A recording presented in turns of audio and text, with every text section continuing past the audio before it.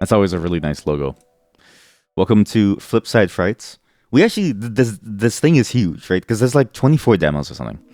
It's also nice because on days like this, where I don't really know what to do, because I haven't had time to plan out anything, and I only have a fairly low level of interest in doing things, it's kind of nice to hop into this, to try out something new and see what's out there. Because again, streaming is a side thing for me. It's the thing that it's actually not the thing that I want to do. Or like, I like doing it, but it's not the thing that makes me excited. It's just a fun, relaxing time for me.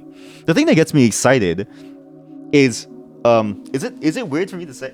The thing that gets me excited is like programming stuff, right? Like, I like programming my own things, even if I'm bad at it, because it's just what I've always been doing. Like, it's always been a fun thing for me. So when you see me do stuff like this, it's because A, I have no clue what I want to do today on stream. I just want to relax and hang out for a bit. B, I just want to see what other new games are out there, because again, it's very hard for me to find games.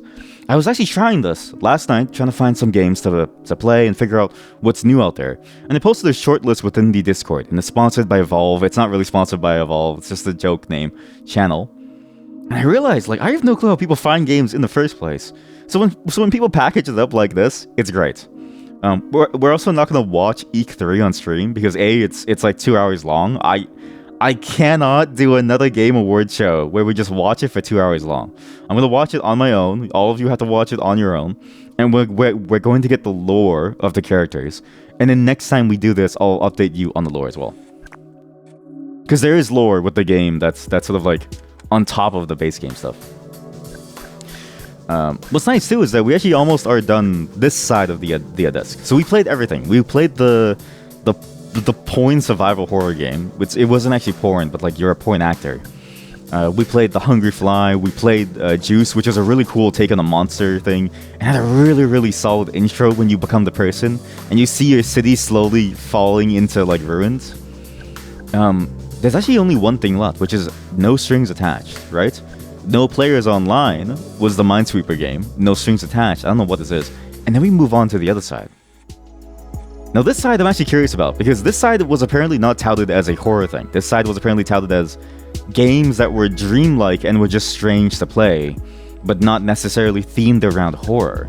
Which feels like an interesting take on the concept, because usually the Haunted PS1 demo disc, which is called the Haunted PS1, it's from the Haunted P...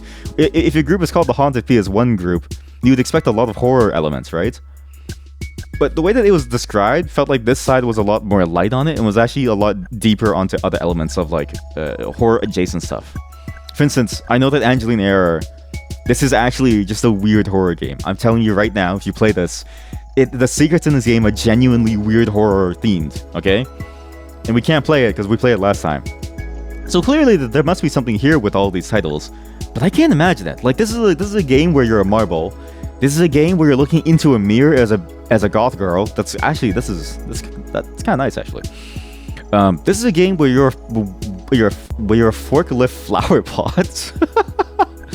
So I can't imagine what any other says. But first, the last of the eyeball side. I guess this is the eyeball side, and we can do the blimp side. Right? Actually, the blimp side looks a lot like what people think Japan looks like. No strings attached. Redux. A night of noodles and canoodles is cut short by a demon from the past. What? Hey, Vladimir Lore. Those of you who don't know, Vladimir Lore, I think, was running the Madvent stuff. And then he actually posted he has a whole collection of his games up on Steam now. It's actually fascinating how much people make small games, because we haven't made any yet. But I want you to know something. Remember when you suggested to me, chat, when we were playing the Minesweeper roguelike, and then one of you mentioned pinball? This is a very nice soundtrack. But also, it's not that the soundtrack is bad. My ears can't handle the metallic twang of this sound font.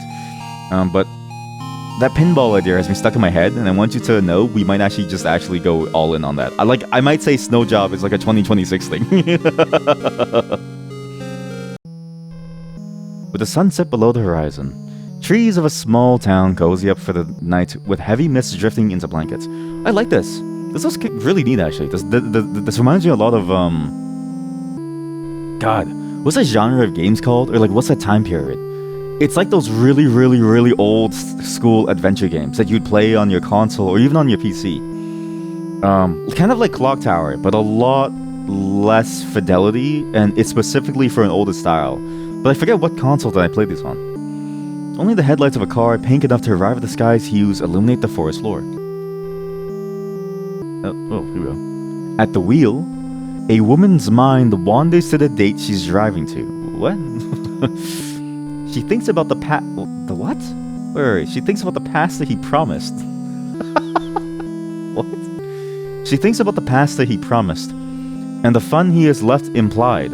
It's unclear if the pit in her stomach is nerves or hunger. Okay, be real with you. I'm gonna be real with you. I don't think a single woman would ever go on a date to somebody's place, meeting them for the first time, to go eat pasta, right?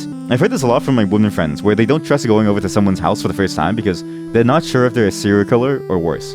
And so it's like, what they do is, they either, if they're gonna do it, then they tell their friends that they're going there, and so you have like a backup of like, oh, I know where you're going to, and so I can call the police if I don't hear you by like X at a time. But also, I know a lot of women who like won't just go at all, and they only would do first couple dates in a public space because of, again, pasta isn't worth it for your life.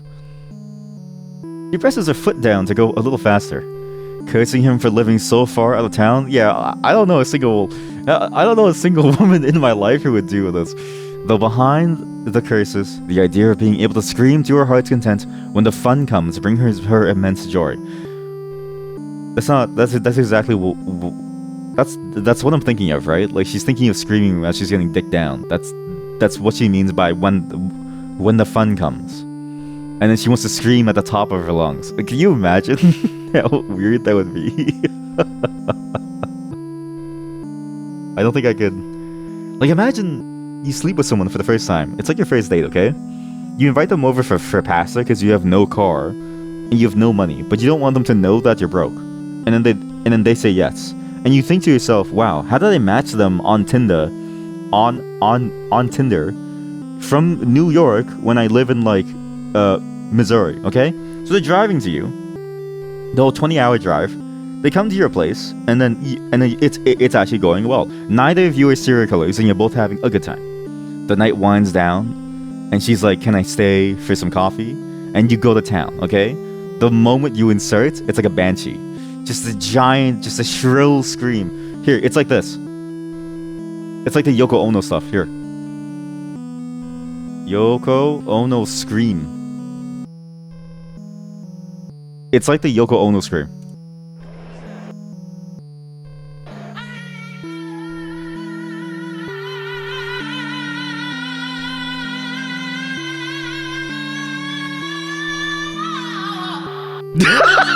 Like, imagine you hear that, and that's your first time, with them. What do you do?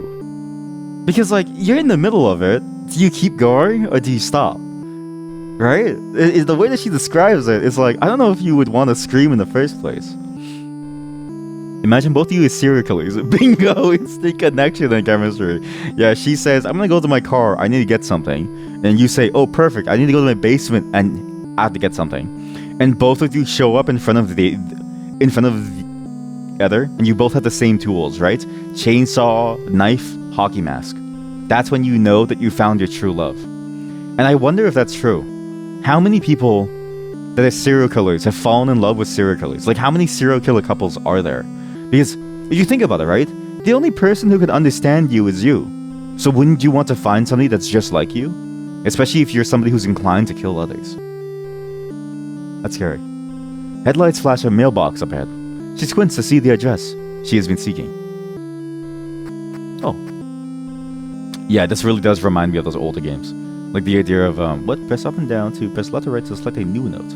This really does remind me of those old adventure-style games. But not Clock Tower, but even older than that. Here, what's this? Oh, this is the text that they sent me, wait.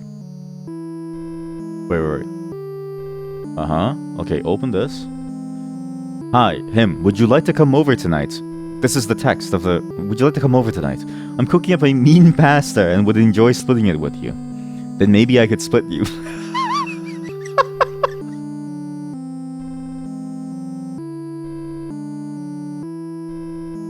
Yeah, that's a line. This feels like, you know, someone's first time hitting on someone. This is like somebody's... It's on the level of... It's on the level of the Moon text. Like, have you guys ever seen the Moon texts and the ways that he like says things? Not to say that I would do any better, right? But it has the same vibe of like what you would say when you want to like hit on somebody, or like when you're trying your best to make them, you know, fall for you or like swoon for you. I'm pooping. Yeah, the I'm pooping line. That's what this feels like. Hello, chat. I do enjoy being filled up with noodles. Cool, I'll forward you my address. The plain key is left of the fountain behind the trees. Who? What? Trusty old Zippery. Don't smoke. Just like the sound of flipping it open and starting fires. Okay, we have a pyromaniac. So he leaves the key out in the fountain, lives in the middle of nowhere, left of the fountain. What a lovely ornate fountain. I can sit here and listen to the water all night. It's actually right here, no? Wait. The plain key is left of the fountain behind the trees. Okay. There we go. Again, I'm not saying that the writing's bad. The writing nails exactly the kind of vibe that you would expect from somebody who's making passer for their someone. You know? Like the I'm pooping line. Or like, oh man, the other really good line from that Moon leak was the, if only you could hear the quiver that escaped from my lips. That one also got me good. Probably just need a plain house key. Maybe I have a text telling me where to find it. No, I have it right here. A pretty plain looking house key, probably for the front door. Yes, please use it. How do I use this? I don't know the controls. Oh! What the fuck? It's like Zelda. You know what this is? This is a Zelda turned into a dating sim almost. Like a horror dating sim. Blood? Is that blood? No, it's pasta sauce. Clearly it's pasta sauce if we're gonna come over to eat pasta with someone, right? Is that boy blood? Oh, she only comments on the blood once, eh? What did I just do? Seems like a painting was hung here once. Seems like a painting was hung here once. Seems like a painting was hung here once. Oh, I see what's going on. This person, in their great genius, made a house that is entirely based on a puzzle. I have always wondered that. It's funny that this game plays with that trope. Decent sized cupboard, could probably squeeze myself inside. Because think about what it means to have to play a game like Castlevania, right? Like, Dracula every day has to climb his castle the way that the Belmonts do. Like, you have to go through all that mess. But what's funny is that from the perspective of the Belmont, the monsters are attacking him. But from the perspective of Dracula, that's all his employees.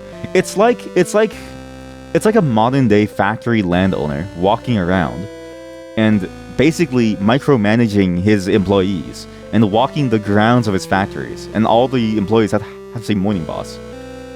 And then there's all these different traps and elevators that he has to do, and all these different contraptions and keys that he has to find to like open things, right? It always struck me as odd, because it's like, somebody has to go through that as a normal thing on the other end of the player character, who has to go through it as a challenge. But think plastic sheet is stable to the frame. A knife would make quick work of this. I'm assuming this game lets you hide in things. This really does feel like an old school horror adventure game. This handle is made of an emerald. Probably needs an emerald key. Yeah, how are you today, chat? Today we're playing some... Well, you see the title of the stream.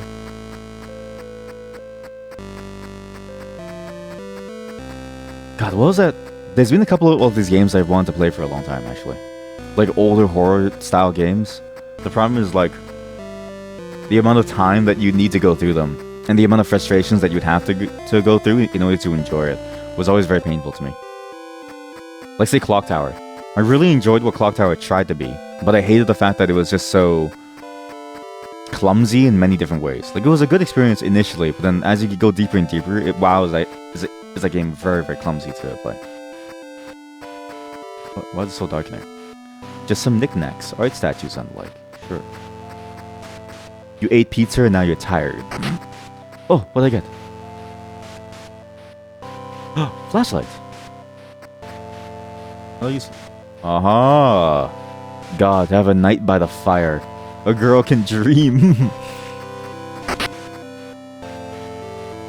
That's the thing that gets me. So, that was the invitation text. Everything feels wrong. The wife's journal.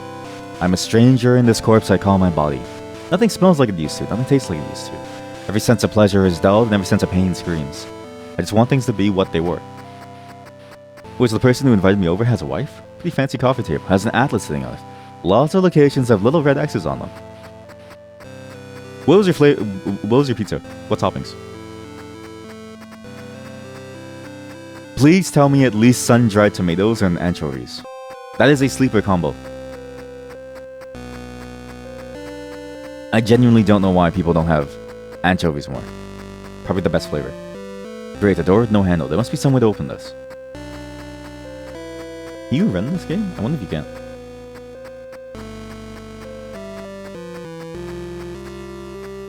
I think pineapple on the pizza is a fine now. I think it's fine now. I do enjoy the sweetness of it at times.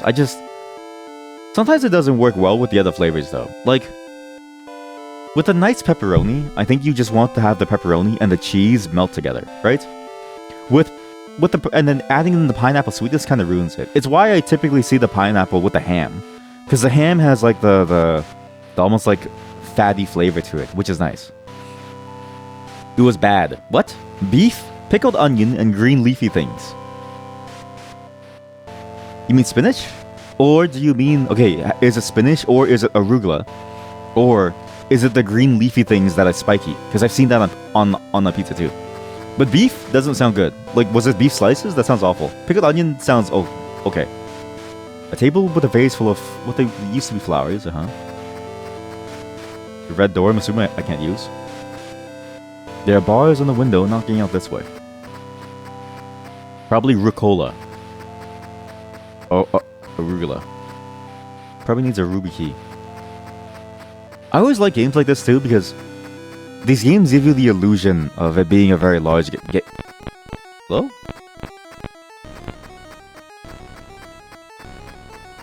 Oh no, she's chasing me, chat. It's the wife. These games give you the illusion of it being a large level, but they're not. It's primarily about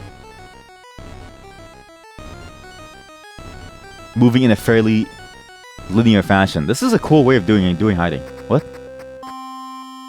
That was cool. That was a cool way of doing hiding. That was actually neat. Seems like it has different ways to write it. Yeah, I'm gonna trust my way because I don't believe in any other way. Sobs fill the kitchen air. Someone is behind the island, right where the trail of blood leads to. Not the man she came to see, but a woman. She hesitates.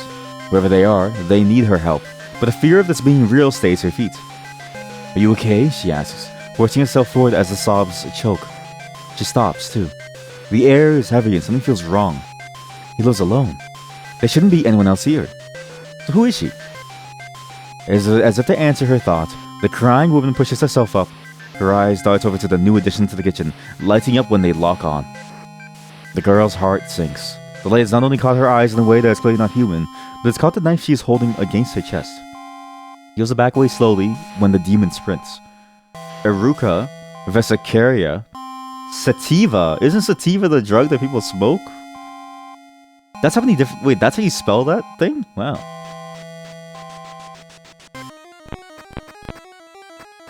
Yeah, sorry. Enough pizza talk. Well, not enough. I'm actually down to talk more. Well, I just want to say this is a very interesting concept. It's actually good. It's surprisingly good. I also really like this weird cutscene. This like rotoscope cutscene. Reminds me a lot of Faith. The way that the cutscene feels like a weird animation that feels kind of rotoscope, but not really.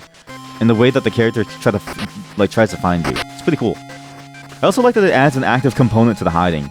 Because usually the hiding ends up being very simple, where all you do is you just go into a thing, you wait, and it's 50-50 if they'll find you or not, like in Clock Tower. I don't think the blood will wash out this kitchen easily. Prefer not to let mine be added to the pool. Okay. Just a regular kitchen knife. Probably won't help against the creature, but I feel bad. Like, sure. He's a ruby key. Sapphire key. Also known as coal awards. What? Really? Roquette, Ruchetta, Rucola, Rucoli, and Rugula. Why does it have 10 names? Yeah, no, for real. Why does it have 10 names? It feels like it should just be one single name and it'd be a lot easier to manage, you know? Oh no, she's coming. Okay, if she sees me enter this, they'll see me. Okay, so you have to do it when she doesn't see you. Whoa. I'm a goner. Oh no. Okay, come downstairs so I can go back upstairs. This is the ultimate fake out. Look, look, look. She's a fool for walking down the stairs. She has no clue. This is a cool take. It's very old school style, and then they add just enough weird modern things to it that makes it feel interesting to like do. It also salad rocket and garden rocket. What? Wait, is that actually the... There's no way that that's the real name that they gave it. Salad rocket and garden rocket. Really? How's it even work? How's it ladder up? Sapphire key. One of them bed contraptions. That's what I was supposed to be on. Head foggy, can't think, angry, full of hate. All his fault, let me die. Hawk, interpretari, non-arbitrary, crimson ceremony. Cum tribus crystallis rubris veridi ceruleo. Oh. Ruby, emerald, sapphire. Yeah. Cum is cum. Cum tribus is cum tribute.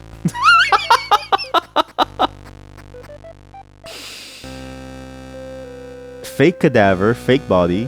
Hospice anime Tua. Tua. What? Wait, what? Is Hawk Tour like an ancient Latin joke or something? Aurum argentum ad legendum te.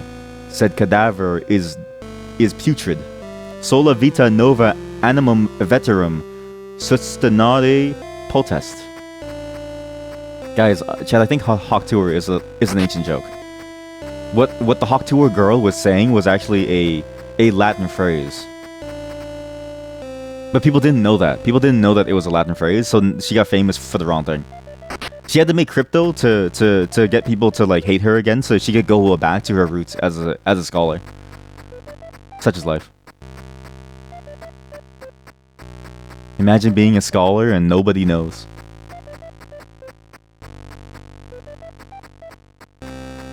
Flush. Normal sink. Hope it don't get too dirty here. I wonder if reading the journal causes the monster to come, because it would be annoying to face it. Let me go. Jill took my hand and pulled me from the tracks just as a train rushed by, holding me in tight as wind beckoned us to follow. I squeezed myself against her in fear. I would answer that call otherwise. Oh, as in to go in front of the train. Right. As I pulled back, her fierce eyes softened as they studied my face. Guess this makes us even, she just said through a smile. It was almost instinct to lean up and kiss her. A cold voice echoed through the station. Aren't you tired of running? Her eyes shot down the track where the train had come, only to be met with that familiar shape. A black cloak billowing, eyes so far sunk into almost pure black. Death in his wicked grin. His arms opened up. Come, my child, it is time to go home. I moved to leave, but Jill refused to follow. We remained frigid in our embrace. Come on, Jill, I yelled in panic as death closed the distance. Claire. She started, lost deep in thought. I'm tired. I stayed in disbelief as she continued. I've been tired the moment you brought me back. Jill filled her lungs and exhaled. Don't get me wrong. These past few days have been amazing. I'm so happy I got to see you again. Cutting off, no. Please, I gave up so much to bring you back. My heart was suddenly full of hurt and it spilled out. I need you. If you're going to give up, you'll have to take us both. I can't lose you again. I can't take that again. I was shouting. I didn't mean to. I simply lost control of myself. Claire. She leaned down and kissed my head before resting her face there. It's not your time yet. You've only been in danger because of me. That's not true. I could feel her furrow her brow in confusion. Every day I was without you was a day I wanted to die. The ritual, to bring you back. If it didn't work, I was going to kill myself, I croaked. She hugged me closer as death. Only inches away finished my tale. But it did work. All she had to do was give up half of her own time for you, which is only minutes. His cloak began to envelop us. With my last few moments, I pushed my lips against hers one last time before everything went dark. Huh. Well, clearly it wasn't minutes. Clearly it was more than minutes, given that she's still alive. This is a weird game. This is a very weird style of game. But I like how the story is being told and how the story is. What the hell are you? Little child.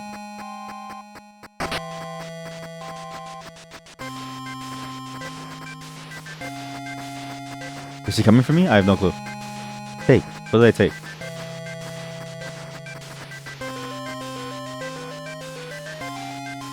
Home away from home. Well, I guess no one's coming. I just don't know where to read these things. Where's a safe place to read? It's a doll. I guess, is there ever a safe place to read books? You know?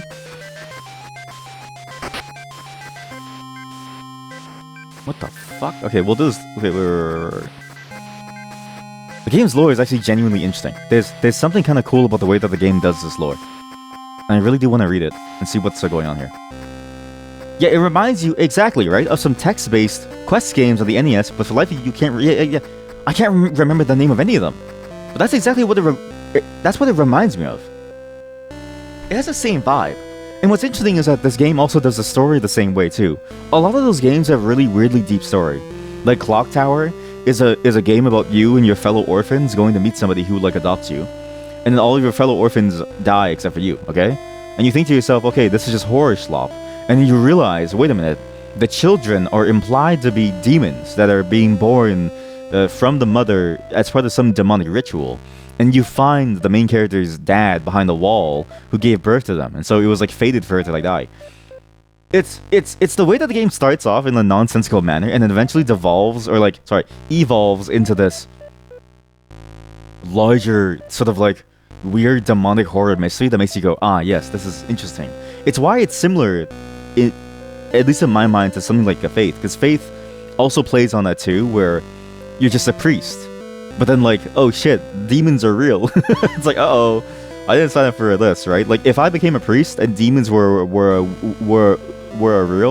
that'd be the worst possible outcome. Babies are demons. Babies are demons, this guy. Pointing up.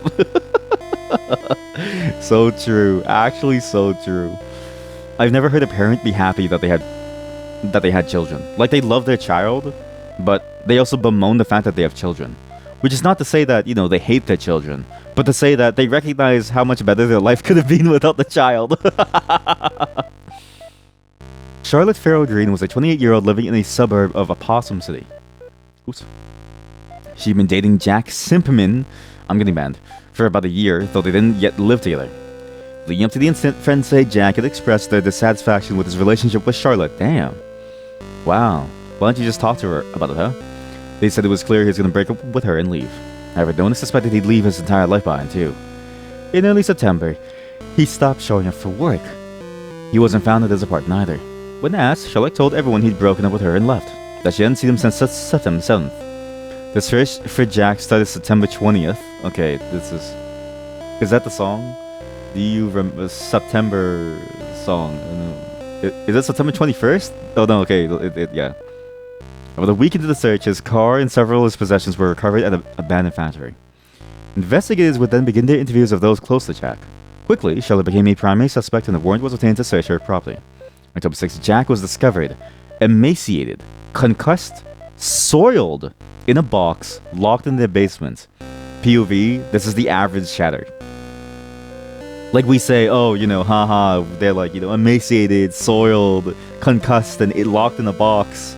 But no, it's just you in your computer chair watching me, and you just lock your room door. Allegedly, on September 7th, he attempted to break up with her and leave. As he was packing, she beat him into a state of unconsciousness with the bat she kept for intruders. Jack recalls waking up in the cramped dark of the chest, which sent him into a near-constant series of panic attacks. He apparently suffered from claustrophobia. She would come down to check on him every short eternity. That's a very good phrase. Every short eternity. It feels like forever because you're so vaguely aware of the moments. And actually it ties into a weird concept I've been reading about, how agony is in many ways one of the best ways to appreciate every moment of life. In a sense of like, it is the only way to appreciate every moment of a life. In a sense of appreciation not being something good, but rather that you simply are getting the maximal value out of your time spent because you're so aware of every single moment that passes because of the agony that you're going through. It makes it so much more acutely aware of how long a second really is because you're not having fun with it. However, in his panic state, he found it difficult to accept her offerings of food and water. Jack had no concept of time while trapped there. Only her visits punctuated his suffering. Only Charlotte could specify how often that was. During a trial, she claimed she visited him every day. The defendant tried to use the defense that Jack had consented to being kept like a pet. I know some people who have consented to this. Though prosecutors pointed out all the harm that had befallen Jack and the emotional trauma he'd obtained. Charlotte was eventually found guilty of illegal imprisonment and assault, and was sentenced to only 5 years of prison. Charlotte will get to walk free a woman March 21st next year. But Jack will have to live with his trauma forever. Wife's journal. I'm happy to see my husband smile at me. I'm happy we have this time together. I don't want to seem ungrateful for it, but he tries to act like nothing's changed, but he's changed. Every time I look into his heart, I see a darkness that wasn't there before. It scares me. There's a guilt welling up in my own chest. I know it's because of me that darkness has taken hold. I wish he could talk to me. I wish I could help. Against the night, content warning sexual assault. His face pressed against the cold glass, and he passed by in the street below could see his shame. The creature pinning him gingerly grazed its teeth along his neck. It could probably swallow him whole if it wanted. With a menacing chuckle it mocked. It's rare a treat this sweet wanders in willingly. I didn't know was all he could manage in reply. Of course not, little lamb. He knew there was no way he could push it off. The beast had to weigh at least twice as much as him. In spite of his knowledge, he tried to wriggle free. It was instinct. His claws raked their way down his chest, causing him to push back into his assailant. In another life, pushing back into a soft, warm fur would have been a comfort, but coupled with a rock against his ass, it was a terror. His hands moved down to push it away, but the hand raking his body quickly shot to his hip, gripping tight enough to draw blood. He screamed in a voice he wouldn't recognize as his own as the creature pulled him down. Damn. This is a very intense game. Jesus Christ. Purple doll. Ow. Wait. Crimson ceremony. This hefty old tome is late. Oh wait. Let me go. I paid back by the girl who resurrects her dead wife. Her death now hunts them both. Home away from home. This book is a very dry detailing a famous false imprisonment case. Against the Night. A paperback about a young man preparing prey to monsters of legend in a city lost to time. Okay, well, it's about the order of the books. That much I know. But now to figure out how to insert them into the shelves into the correct way. And what's fascinating is I guarantee you the game will end as soon as we get to the final part where you try to go into the basement. I don't like this, but kind of beautiful, huh? Oh no, she's here.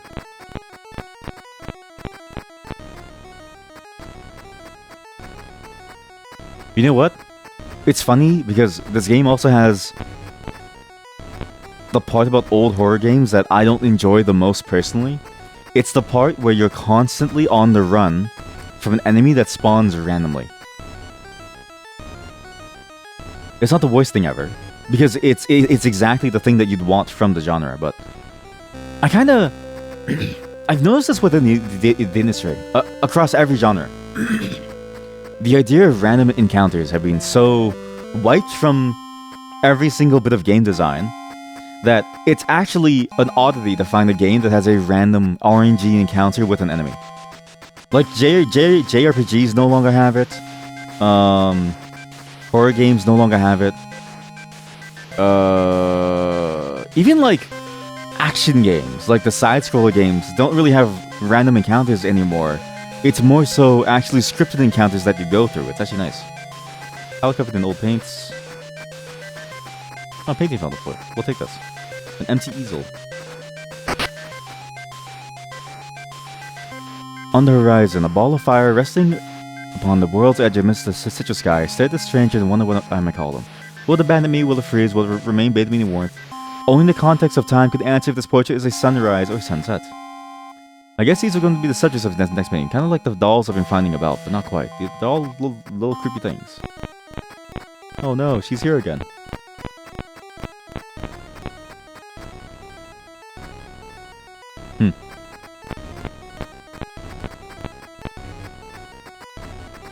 I guarantee you the reason why the enemy was stuck there is because I was in the perfect spot where it was like a 50-50.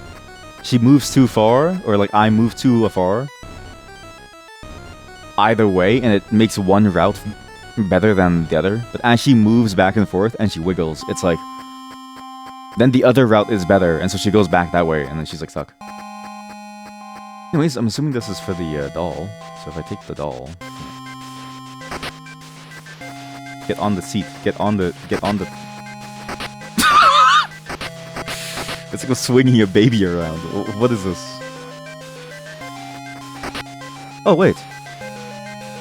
Green, purple, blue, orange. That's the, for the thing. Green, purple, blue, orange. Green, purple, blue, orange. I liked the visual of you holding the doll. Green, purple, blue, orange. There's something funny about like a small thing being like spun around by something larger. And I don't know why. It's just comical the way that it looks. Green. Oh, you fucked me up. Oh no, I don't know anymore. Wait, no, green, purple, blue, orange. Range, purple, green. Green, purple, blue, orange. Green, purple, blue, orange. You're messing me up! Green, purple. Green. Is that purple? Okay, would you say this is purple or would you say that this is blue? The book on the bottom right. This is the ultimate test. This is the test of this is the test of your color perception. Okay, is this purple or is it blue? Green, purple. No, but I need that.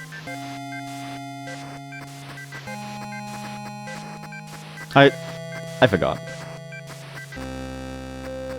Okay, let's just leave that room because I don't know what I'm doing there.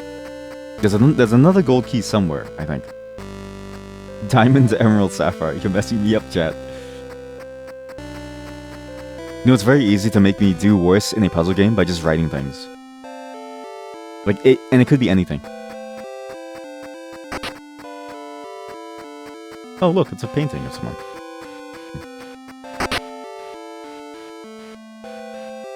Every corner an echo she left in my heart before life's theft. Those who were sacrificed longing to be surrogates of love, now lost in the dream. 4 souls trapped in eternity's embrace, listening quietly in their proper place. My memory of her. Seems like a display of some kind. A doll would fit nicely.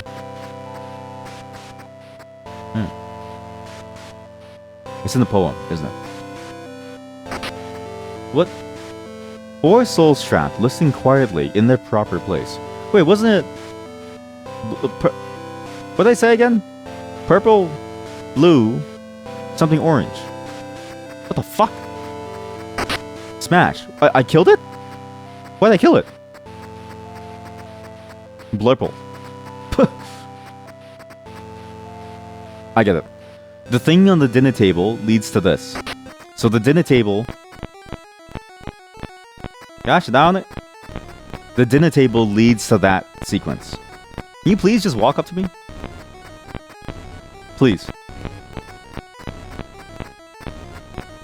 No. Hey, this isn't fair. She has to move in like a weird... she has to move in a perfect diagonal motion.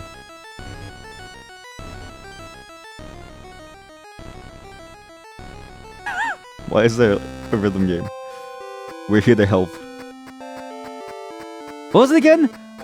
Something green, something blue, purple. No? Pretty tall table. Maybe people were meant to rest their drinks here while they listened.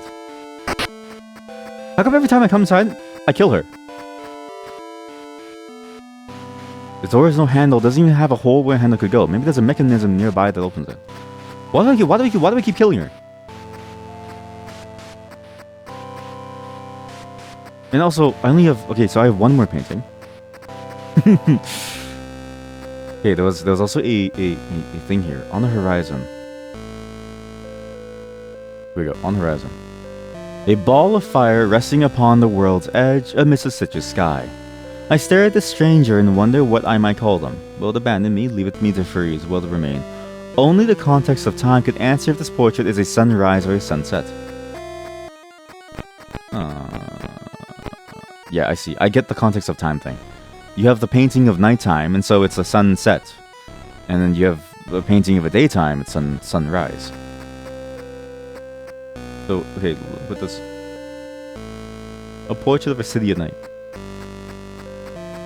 It all depends on where you put it. Problem is, I don't know if that's actually correct. So maybe we do...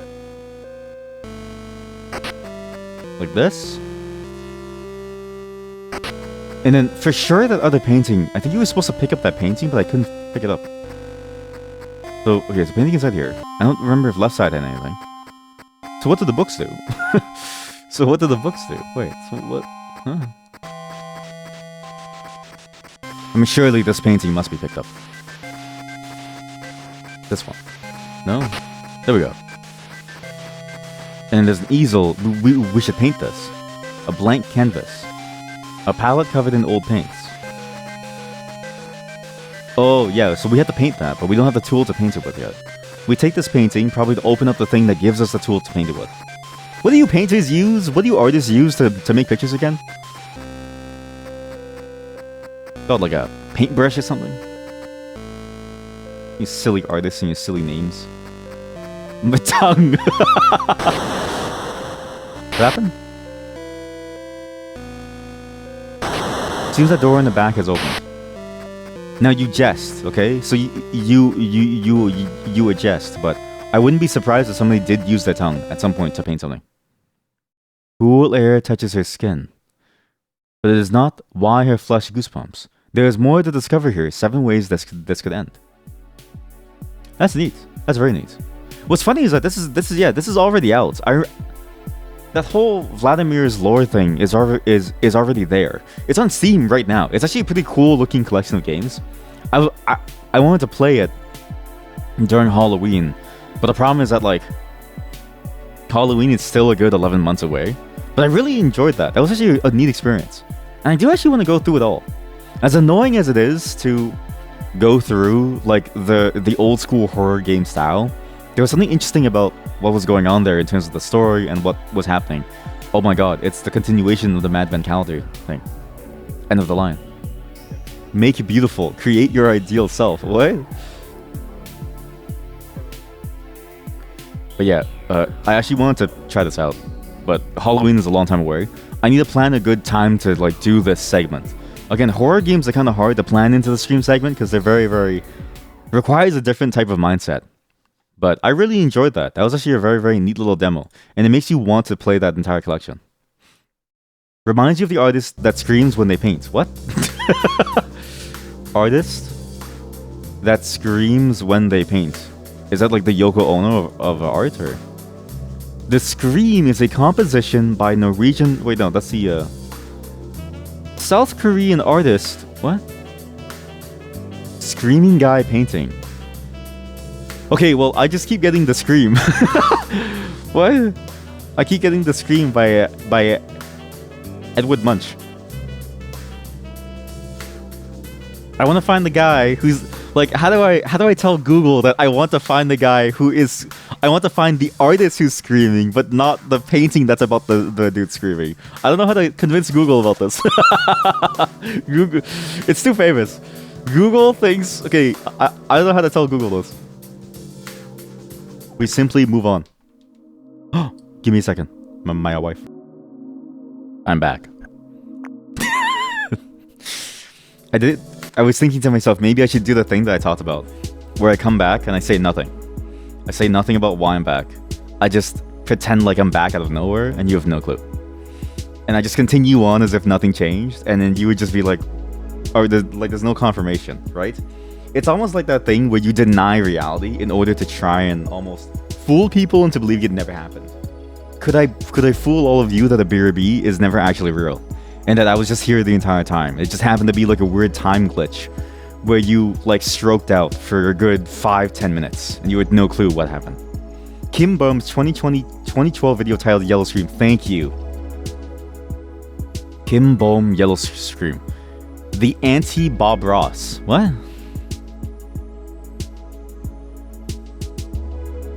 Okay, wait. I know we're playing a game, but I really want to see this. I just want to show you all this. This is... Okay, so... What is this? Let's just... You know what? I've seen other people stream. I know how they do it. They also pause very often. 막을 형성해서 물감이 계속 스며 이건 어떤 비명 같다. This color feels like this kind of 이 scream. 색이라면 What? 어떤 비명을 담 Or this color would feel like that kind of scream. When does he start screaming?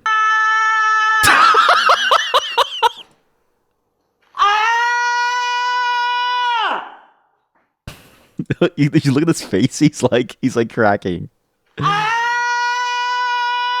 Look at the smile on his face. You can see the smile on his face all in all of its 5-pixel glory as he's cracking up at what he's doing.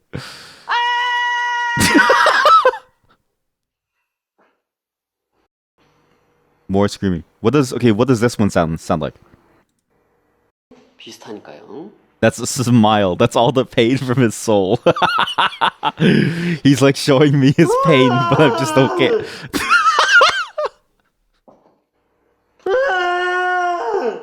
You can't tell me that that's pain, okay? You can't tell me that that is not an attempt at holding back a laugh in some form. Okay, this one looks more pain, but the first one, that was just pure laughter. He was enjoying it. It was happiness for him.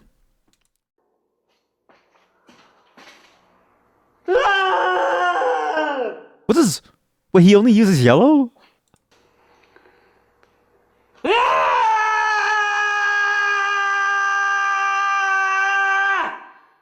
I know exactly what I'm gonna do.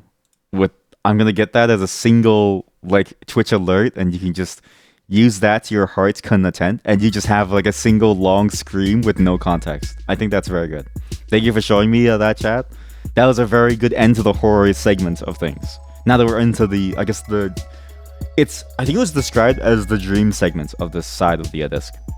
You remember that old NES horror game? It's called Uninvited.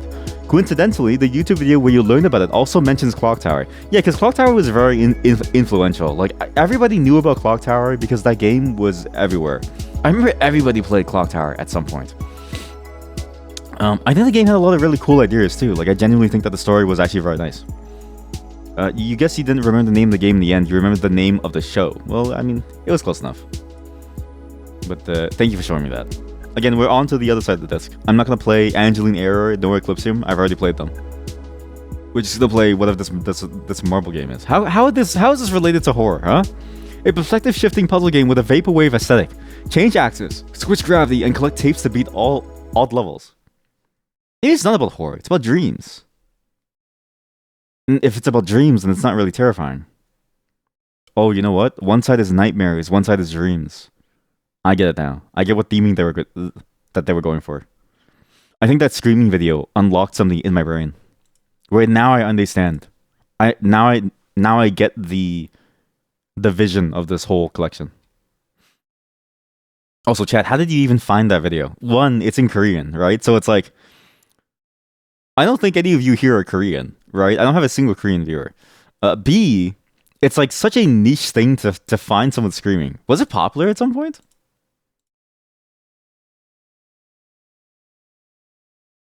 But thank you for showing me, though. We have some new fun things for the stream soon. What? Probably memes? You saw it a long time ago, probably when it came out. Well, I'm glad that you did. But what is this? Loading vibes, loading vaporwave, studying Axyz. There's phony Talkman, there's a floppy disk. This is a really cool intro screen. Hey! Axyz has no mouse input. Please use a controller or keyboard to navigate the menu.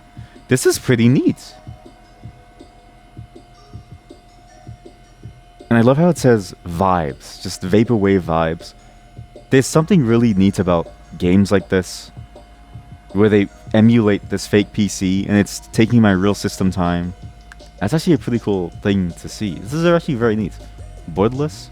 Disable timer. Oh shit.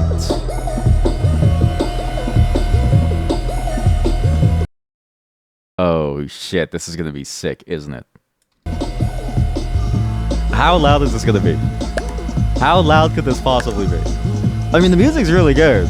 And I do like the vibes. How good is this gonna be?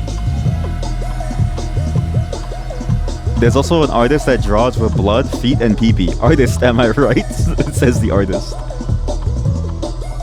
How do you play this? 2, 1. Oh. You know what?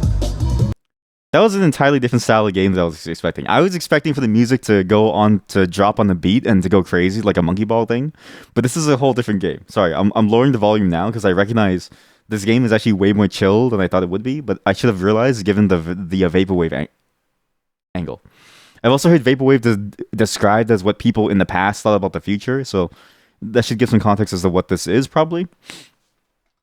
But yeah, this is it's reminiscent of those old puzzle games that you'd find on the Flash, where you have to move a cube back and forth. It's very interesting. It's very neat. Not the 180. By PP, you don't mean peeing on the snow. Oh, I know what you mean by a PP. It still has 5 tapes. Collecting tapes will unlock bonus levels. Find them all. It's a pretty neat aesthetic too, if you think about it, because it plays into it well. Where your collectibles are tapes. Everything that you need to find is themed around this idea of like old tech that was thought to be the future of the world. Because back then, the floppy disk was the future of the world at some point. The PP is the organic brush. Very nice shadow. Nice. Score equals that. Okay, cool. Purple tape, pink tape, sure. What's this do? I see a different angle on the side there. Missing keys. Keep moving forward at the end of the road to change axis. Holy shit. Yo. What does this remind me of? Where's the music? What happened to the music? There's like a game that's like this. And I remember playing it a long time ago on Steam. Called Titleist or something. The old browser ball game. I mean, that one too. I imagine this is just a very old concept. Where, you know, the idea of what this type of game is has always had some implementation somewhere. That was a very long sentence to say nothing much at all. And it's fascinating to sort of see this because, again, I didn't expect this. I thought the game would be significantly faster. Not to say that I hate that it's slow. I actually think for the pace of the game, for a perspective mind-bending type of game, you want this kind of slow pace. But then you get into the music and it has like jungle breakcore stuff. And then you're like, I don't know if this is the right vibe for it. But it works. Everything actually blends in well. It's... I know what it reminds me of. When people say, I'm gonna go study, and they put on their headphones. And you're like, hey, what songs are you listening to? And then you put on their headphone and it's like the most hardcore heavy metal ever. And they're like, it helps me focus. Hey, tap the jump forward. Jumping forward will always move 2 blocks ahead. Ooh, I like that. The jump actually adds a whole new dimension to it. Usually games like this, you're just stuck on one single continuous level and you have to keep moving and figure out how you would sort of like perspective shift your way onto something. But with the jump, it opens it up a lot actually. You fall, you get 3 rewinds. Okay, this is actually very neat. I actually like this a lot. And there's spikes on the wall too. Can I die on this? Of course. Spiked.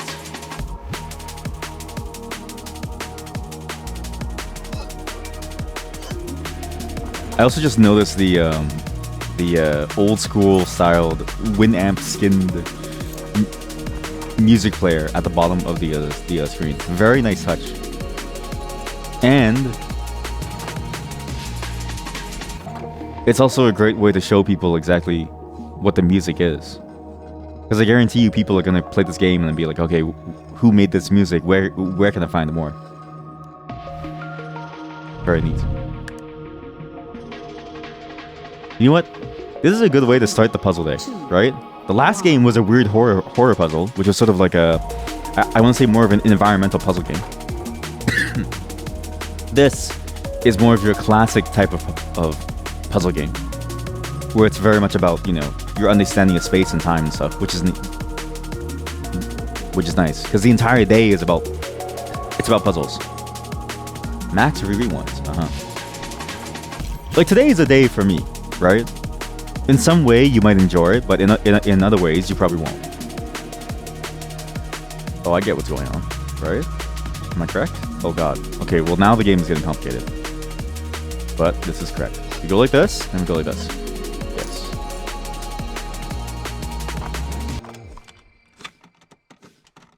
Oh. I was sort of wondering to myself, how come the game cuts the music out so abruptly? But no, it's not cutting out abruptly.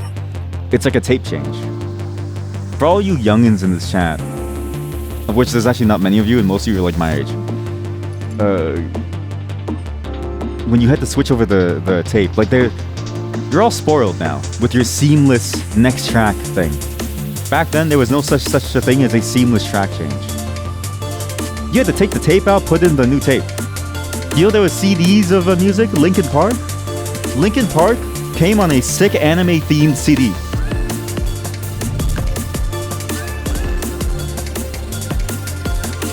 Damn, this thing actually slaps. I will say one thing about this game. It takes a while for the game to start when you start a new level.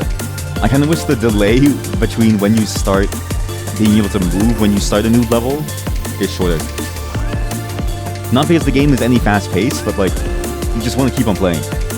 There's no need for the countdown.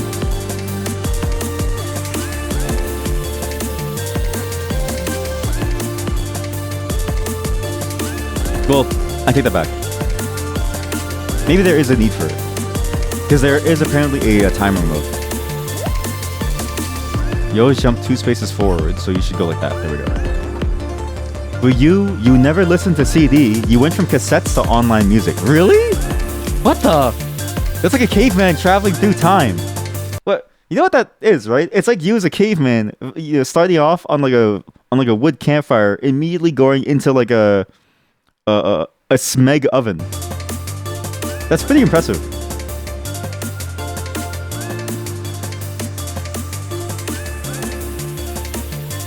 How did it feel to have real fire? You had an NHS, sorry, you had an NES and a VHS player. A very solid combo. To be fair, I feel like every place had like a VHS. Like it was very nice to have to play movies and other media. 3, 2, and even I knew a lot of people who recorded stuff. Like my dad was really big into recording our life, like a lot of it. In a way, my dad was a proto-vlogger, and I'm very glad that he didn't turn out to be a vlogger, because I would not have liked to live that life. Tap X to switch gravity. You cannot move while switching gravity. Inverting gravity is not limited to up and down. What? Oh god, this is a sick song. This is good. You didn't listen to music as a kid. Okay, well, yeah, it's fair. That's not bad. I was gonna make a joke about that though, on some level. Shift is the lookup, okay. But I realized that like it'd be mean of me to say that you haven't been listening to music, because some people just don't enjoy music. I would call you uncultured, but that'd be uncouth of me.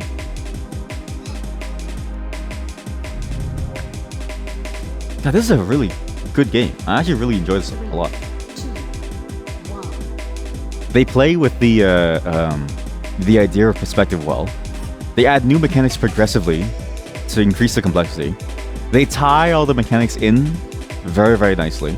They add arbitrary restrictions that actually feel good, because it forces you to think deeply about how you're supposed to move around the level. And then, because it's like a slower paced game, you can take it at your own pace. There's no feeling of, oh god, I have to rush to get it done.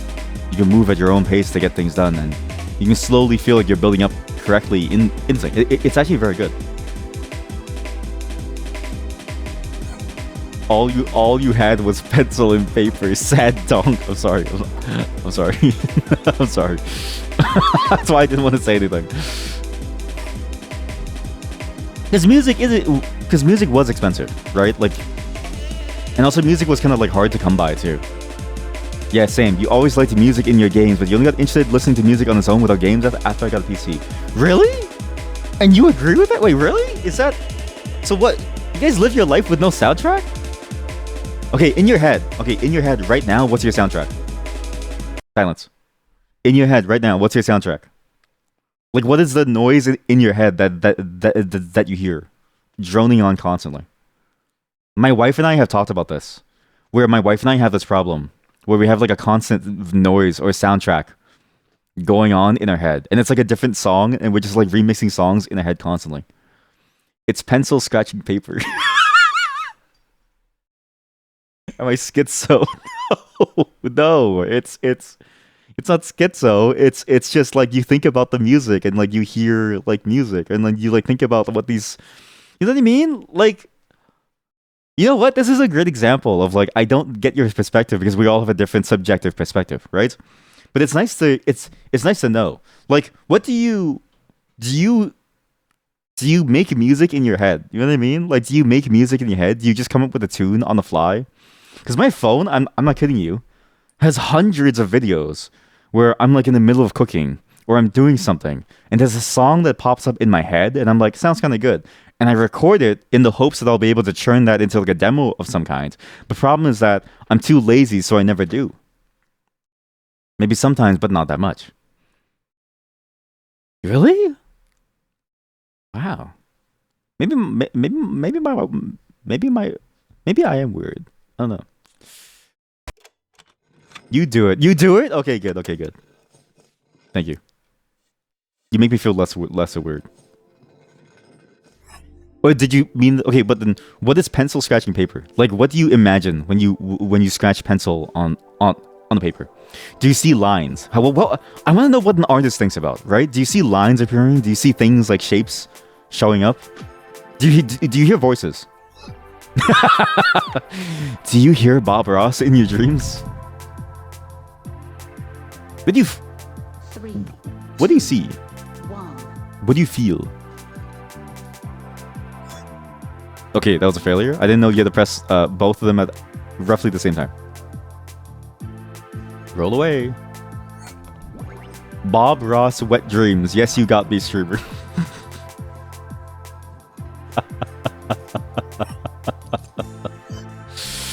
The Bob Ross, Wet the Dreams. It gets everyone. I will say it's surprisingly, you have to be surprisingly deft to be able to do the forward jump without rolling off. It's a little tough to do it. Music does get stuck in your head, but thankfully you don't have music in your head every second of your life. You go insane probably. It's not that bad. And it's not like music getting stuck in your head. It's music that you yourself create. Like, you know what I mean? You know what I mean? Like when you... This is gonna sound weird, but like, I can't not go a moment of my life without hearing some kind of song in my head that I have to like develop.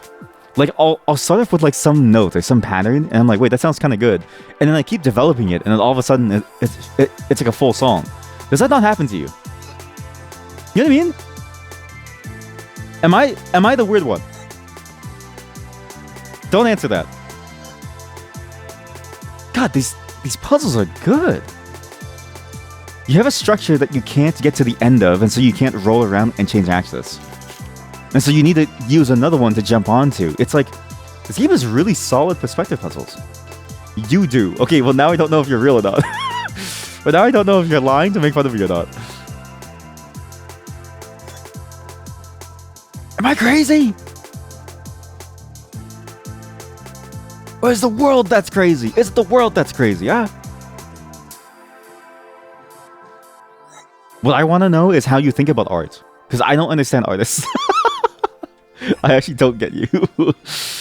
To me, the mind of an artist is like incomprehensible to me.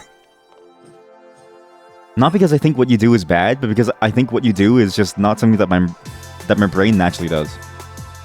Although, I will say this, I sometimes will, when I'm taking a shit, this is the weird thing, when I'm taking a shit, and I look at a tile on the wall that's like in the front of me, right? My bathroom tiles have like a weird natural stone pattern. I'll see like a figure, and then I'll draw like a whole thing in my mind from that shape, and I can't stop myself. It happens sometimes, but very rarely. Do you have a good ear? Because yours is shit. Well, what do you mean by ear? Like, if I say your name, would you hear me? 1. If a tree falls in the forest and you're standing beside it, do you hear it?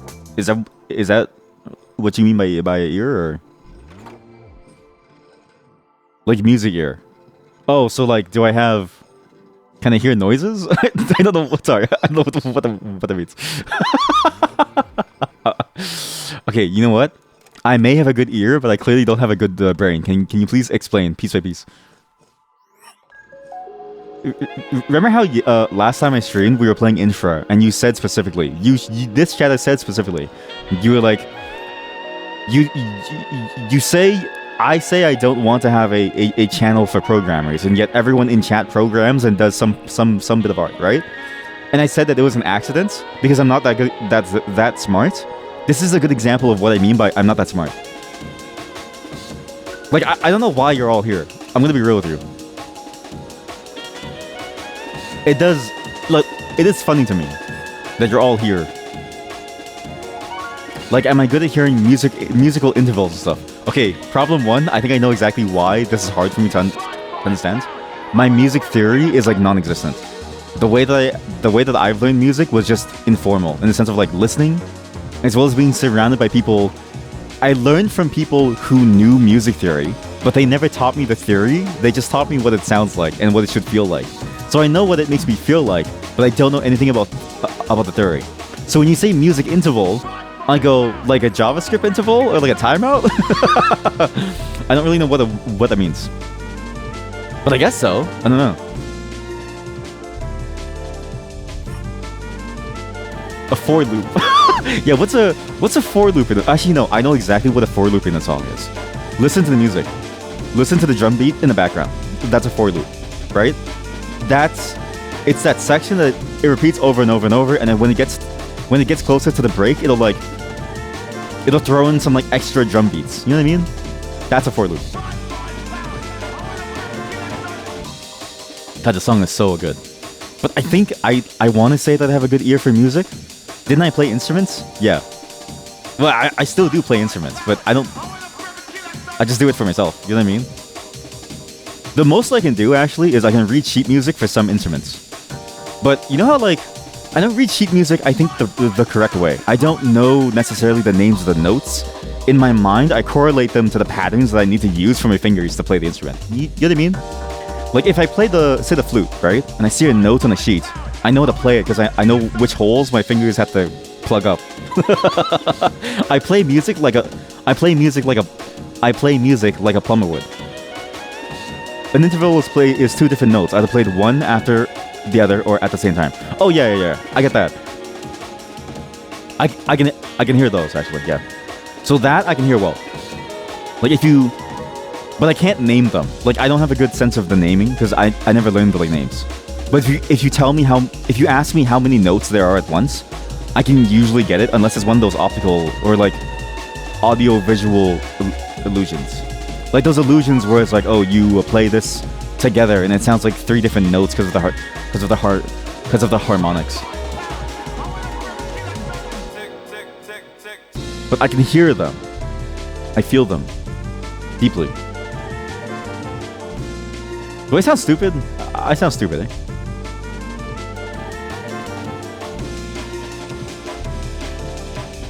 You know what it is? I'm using my brain cells to try and find this, like, building here. No. No, you don't sound stupid? Or no, you're wrong. And so therefore, yeah, I am stupid. I actually died. Okay, this is a bad move. I did the worst possible thing. I softlocked myself. No. You know, answering with the same thing doesn't help, right? Like, what does that mean? I thought it was close enough. We had to restart the level because I'm stuck. I'm pretty sure I'm softlocked. But yeah, hopefully that answers your question. I think I do have a good ear for it. Like, I can hear it, but because I don't have the formal knowledge of it, I don't know what the note names are. I actually tried on some level to get to that point where I wanted to have like perfect pitch. Because the way that perfect pitch is described to me, I always found it silly. I was like, what does it matter to know the names of the notes if you don't know what the notes are, right? Like if you don't understand what they intuitively sound like. Because for me, it's like an intuition thing. Like I know what the notes sound like, and I know what they are in relation to other notes, and I know how the harmonics work. But it's like it's weird to explain. It's like I know it intuitively, but I can't tell you, for the love of God, what the note names are. Nor can I tell you why they work. I just simply know them. You thought perfect pitch is also that you can replicate it. Well, so actually, that's a good question. I have no clue. I've always heard that perfect pitch is like you can like hear it and then you know the note names. But I guess you're correct, because like if you know the note names, then you can technically replicate the sound. Like there's nothing stopping you from replicating the sound. Do I have perfect pitch? Perhaps. I have no clue. I will say my claim to fame in music is that when I started learning out violin in grade 2, because for some reason they gave us violins in grade 2, never trust a 7-year-old child with a violin, because I'm the only one that didn't break their violin. And I also stole, I'm not kidding you, I stole the violin because I found out one day I came home from school and my dad was like, we're moving. And I was like, but I have to return the violin. And he's like, no, just take it. We're moving now. So I stole a violin. Anyways, all I'm saying is, in that class, they did commend me for my understanding of the music. You feel like if I had perfect pitch, I would know it all already. That's a good point. Which means I probably don't have it, right? It's probably my ego believing that I wish I had perfect pitch, but I don't. You don't have to know the note names to have perfect pitch. Wait, really? Well, how come every single time I see someone do like a presentation on perfect pitch, they're like, oh, this is an F sharp. And then I hear the note and I'm like, I know what, like, because when I hear the note, I know what that note is, but I don't know what is an F sharp supposed to sound like. You know what I mean? Like, I don't... How's this? Imagine this. If I learned the way that the notes sounded like by learning it in a different language, like a programming language, I could tell you, yes, this is a for loop. But I can't tell you right now what these notes sound like. Yeah, exactly. Like, note names are just names. Like, so it's like, if I learned the names, then I would know them. But I don't know the note name. So do I really have perfect pitch? I don't know. Yeah! Joe Mama! Okay, but that was good though. That was really good. But also, now you presented a conundrum, okay? What if I knew a note name by the name Joe Mama? Like, what do you do then? Right? Yes, this is a Joe Mama piece. This is a piece in the key of Joe Mama. Damn, she's huge. That was good. That was a +2. Oh, that was a +2. They'll say sorry for a +2s. If you say sorry for a +2s, I'll be disappointed in you. I want you to own that. I need somebody who's like really good at music to come and judge me. It's just from the way that I describe it. It kind of sounds like you might have it, but you also might just be schizo. No, I'm not. I know I'm not schizophrenic. Okay, I know I'm not schizo.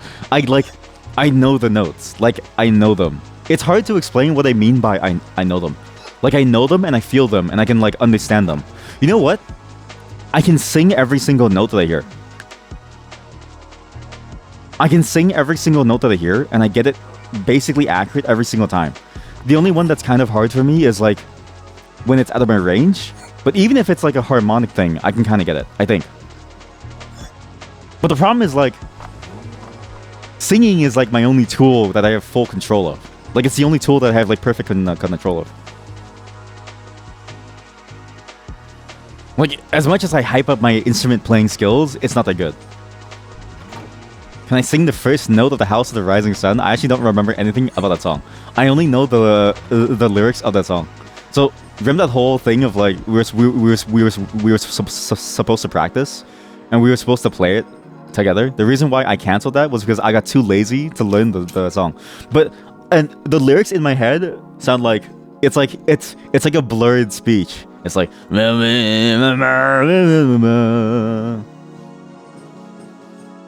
let me listen to it. House of the Rising Sun. Mind you, it's gonna sound stupid, okay? Because I don't know if I can hit that note specifically with my voice. I can't hit that note for sure, but I'm gonna try my best. Don't, don't. Oh wait, yeah, it's very hard for me to hit that note. Don't. Yeah, it's just do. It's just do. Well, if you repeat it after you listen to it, no point. Wait, so is perfect pitch also perfect memory? So it's like if you had to recall it after you hear it, is that the same thing too? Because I thought perfect pitch was just they give you a note. Because wait, it's because all the tests I've seen for perfect pitch are like some dude plays it on the piano, and then the kid is like B minor. You know what I mean? So it's like, wait, if it's not that, like if I can't listen to the note and then say it, then what is it? So what is perfect pitch if I'm not allowed to hear it? Because every single test I've seen online for it is some kid listening to it, and then the like dude playing it goes, okay, Sally, what is this note? Bing, and then she's like, F sharp. Well, what is perfect pitch? See, this is a conundrum that I've had in my mind for a very long time. How do you what is perfect pitch if it's not that then? I've always been confused by the concept. This is how you get those coins. Oh my god, I'm stupid. Yep, that's perfect pitch, all right. I know the notes by their name. Not schizo. They also talk to me. No, it's okay. Well, see, you're right. That's why I don't know the notes by their name, because I'm not schizo. I know who I am. Oh man. we're just chat. We're like cavemen. We're like cavemen trying to understand what music is. You know this, right? Like, I don't think any of us should be qualified for this. How the hell do I get inside that? Perfect pitch refers to a person's ability to identify any musical note by name after hearing it, without reference to other notes. Yeah, see, I can't do that. I can't say the name of it. That's why, because I read that same Wikipedia definition, so I was like, I don't have it. But but I know the note, I can do it again. So I'm like, what's the point? It's just that if you know the song well and you have perfect pitch, it's very likely you'll sing the right note. So I need to do it with a song that I know well? Wait, so then... But then the Wikipedia for it says you can identify the musical note after hearing it. So, because you're saying that I'm not allowed to hear it, and then Wikipedia says you know what? This is why in school they tell you Wikipedia is not a primary source. We need a real music person to test me. Wikipedia is not a primary source. I understand now what my teachers were haranguing me about. I get it. We need like a real musician in this chat. That's the last piece of the puzzle that I need, right? So far, we have designers and programmers, and now we need a musician, like a real honest-to-God musician. But not just any musician. I need like a world-class one that knows music. Then we'll know.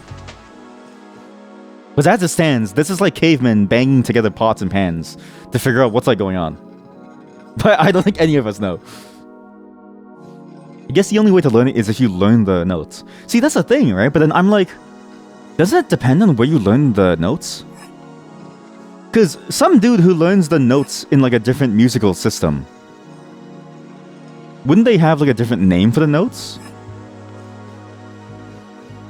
Like if I say, oh, the note that you just played is the florp, am I necessarily wrong?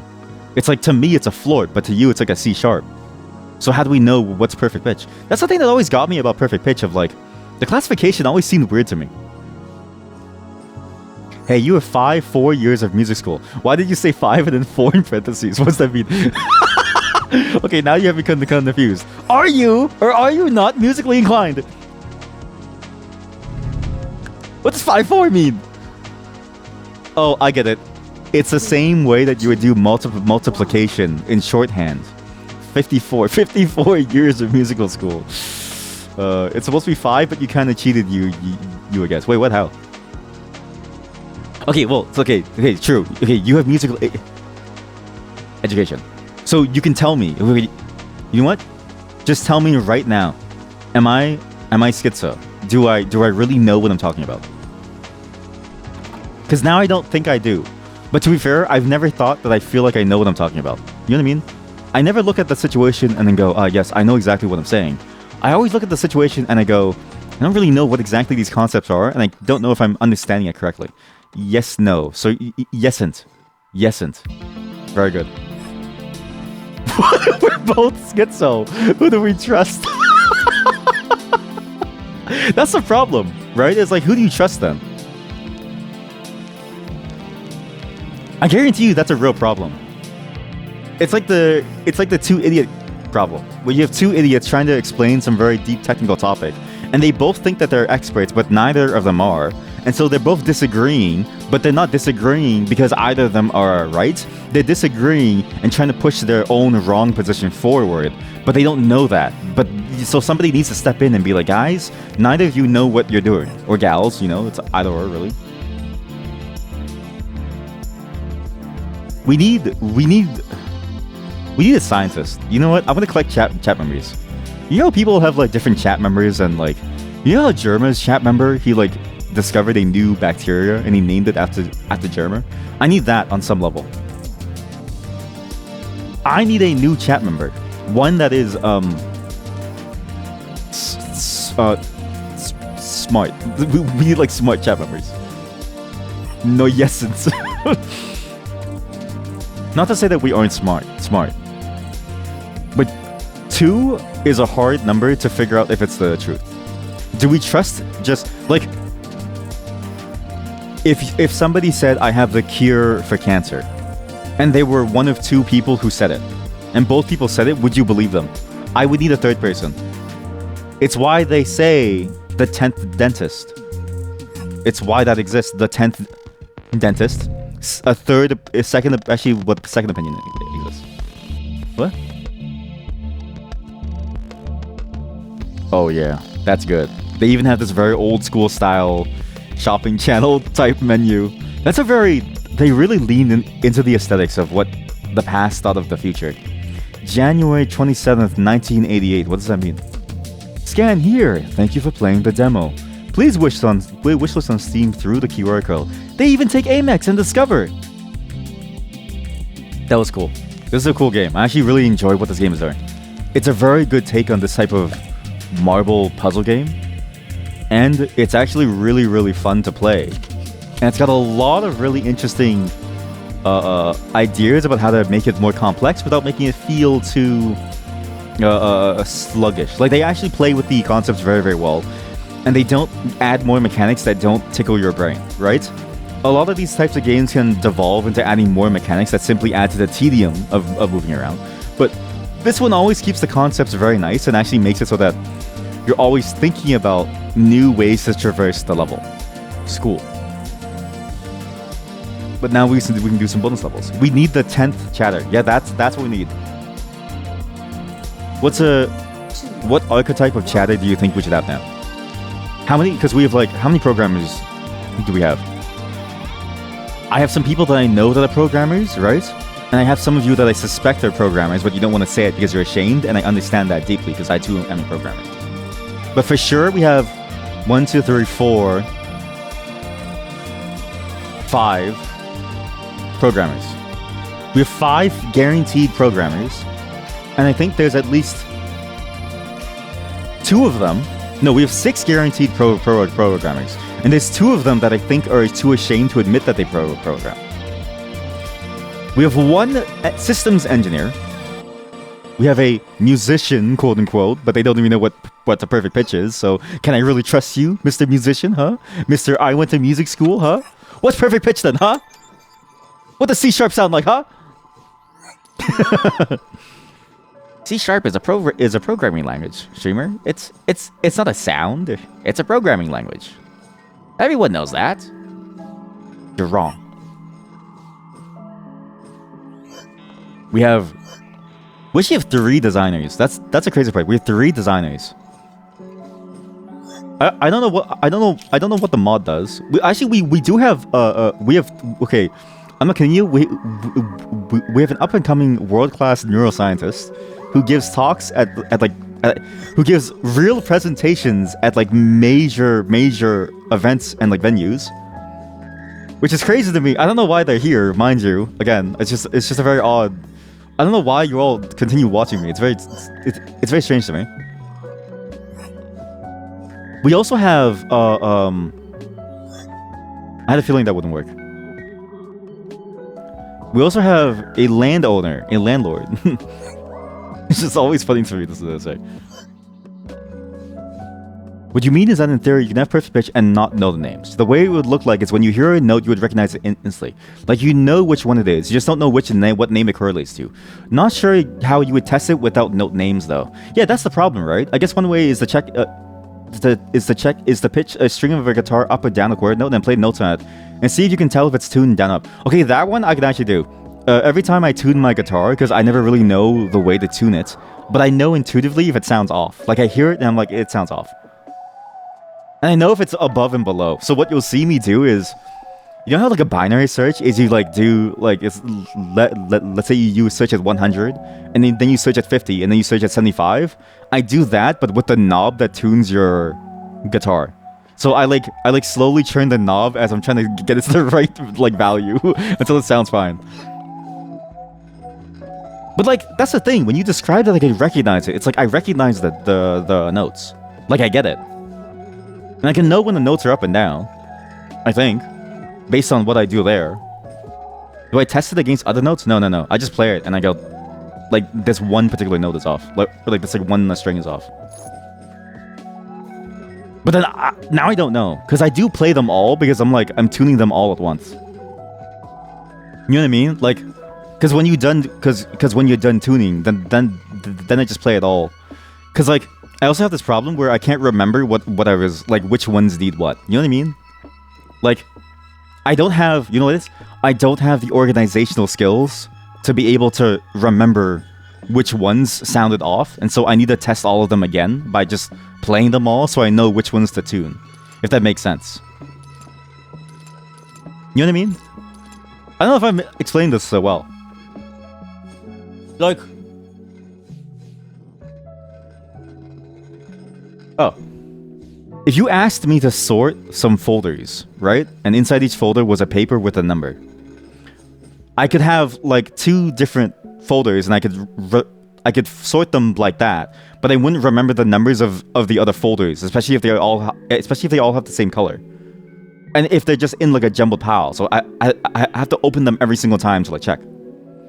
Bro has perfect pitch, but his memory is too small. He forgets the previous note. That's what it feels like sometimes, honestly. Even while programming, very often I'll forget what the thing that I was doing was, but not in the sense of like I forget the context.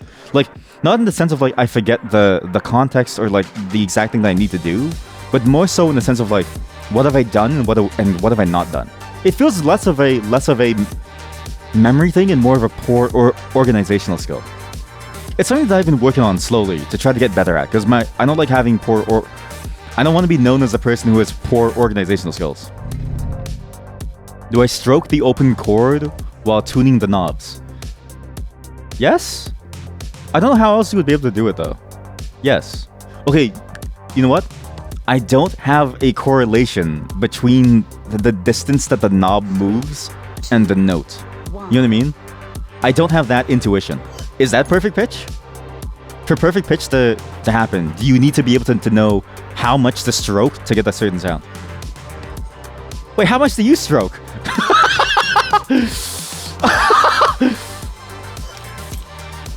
Don't tell me you like do it raw.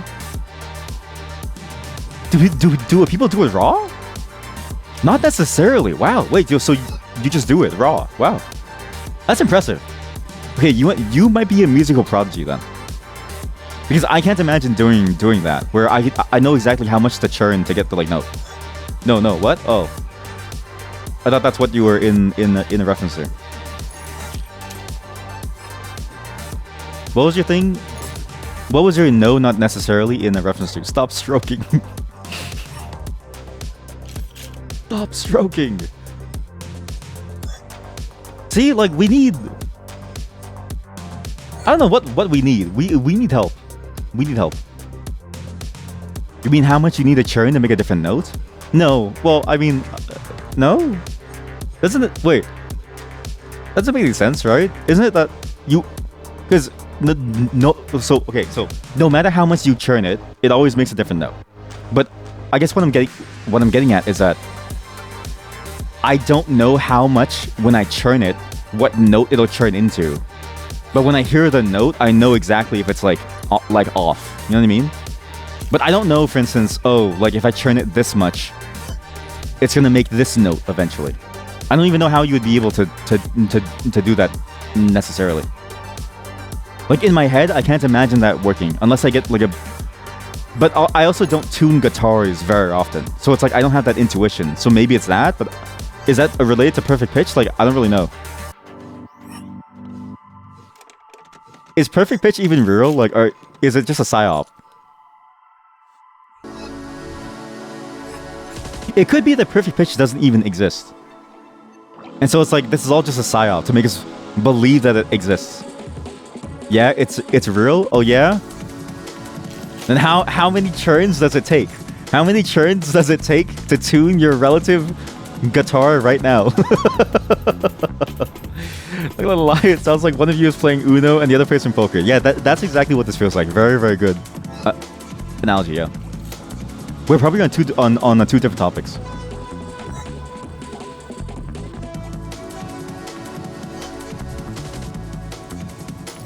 That's what I mean, is like, how do you even know then? Because perfect pitch requires everyone to be playing the same game. But how do you know whether or not someone has it? If someone else is playing a different game, or like a non-traditional game. Because I learn music non-traditionally. So it's like, will I ever know? Probably not, right?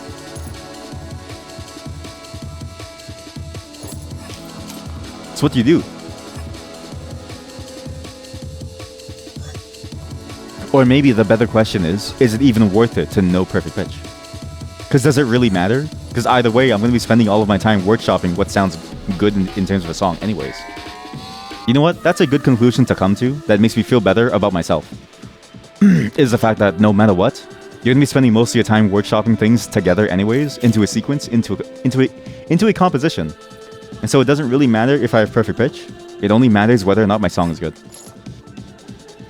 There are ways to test it like the one described. Yeah, but then it's like... But then like I would have to have the perfect intuition to know like how much turning the knob would make the noise, right? So like, let's say it's too high up.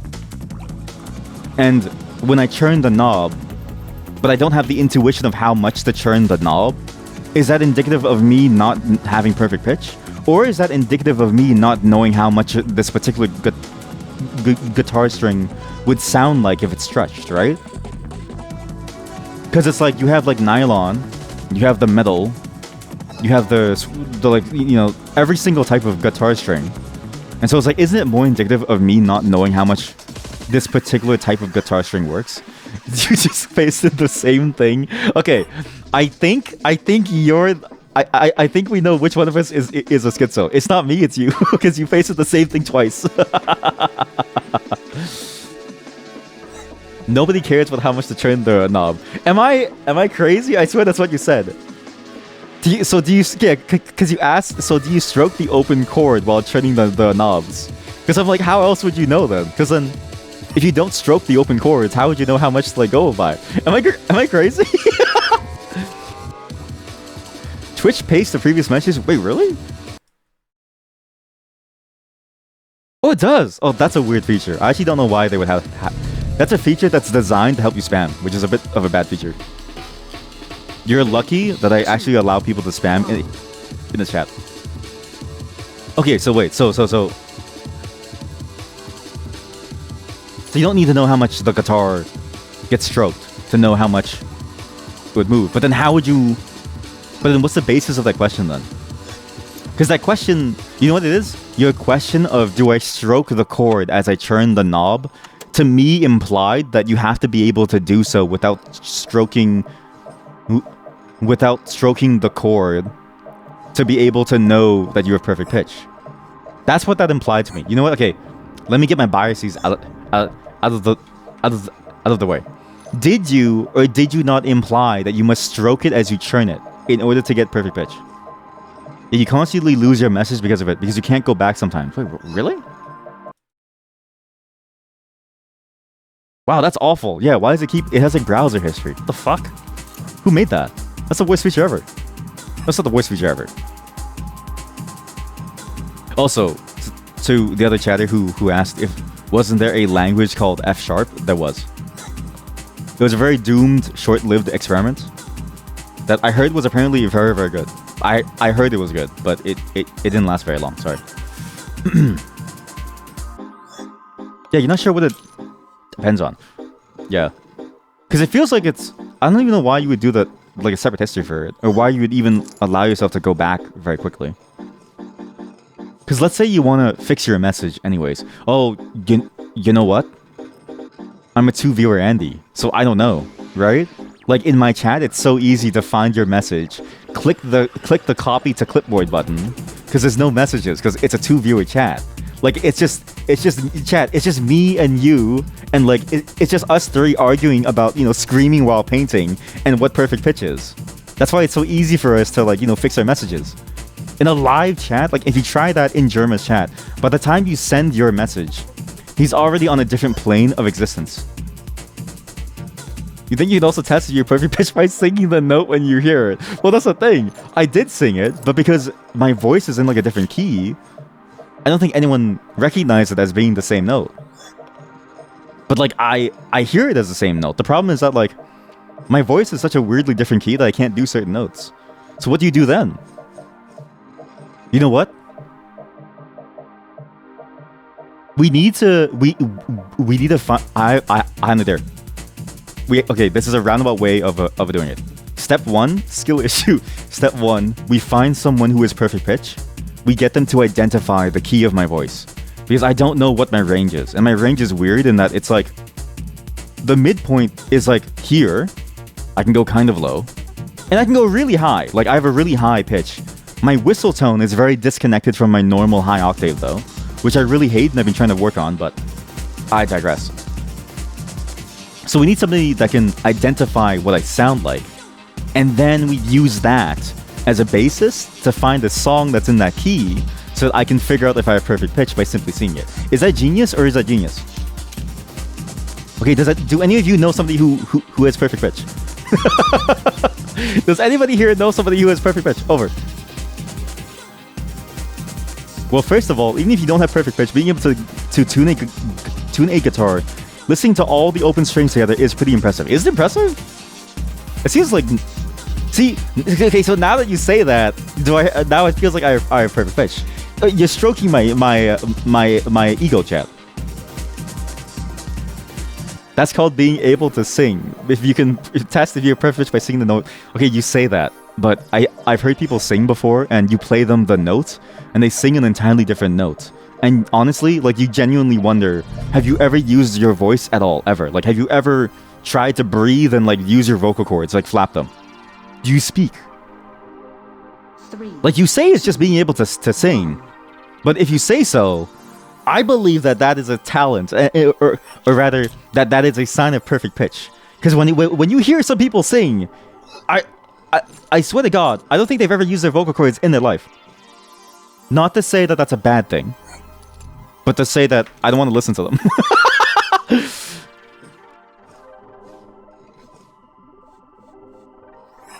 This is a cool level. Sorry, I know we got into this like long, deep discussion about music and what is perfect pitch. But it's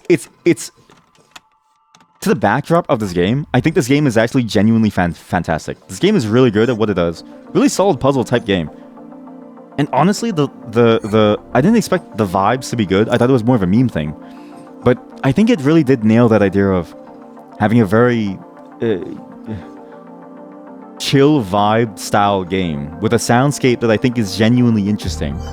And I like the type of music chosen for it. It's not one that I would have thought about for like to have jungle core and like breakcore and shit like that here, or like jungle beats. But it works well. Like in execution, it's actually a lot better than I would have expected.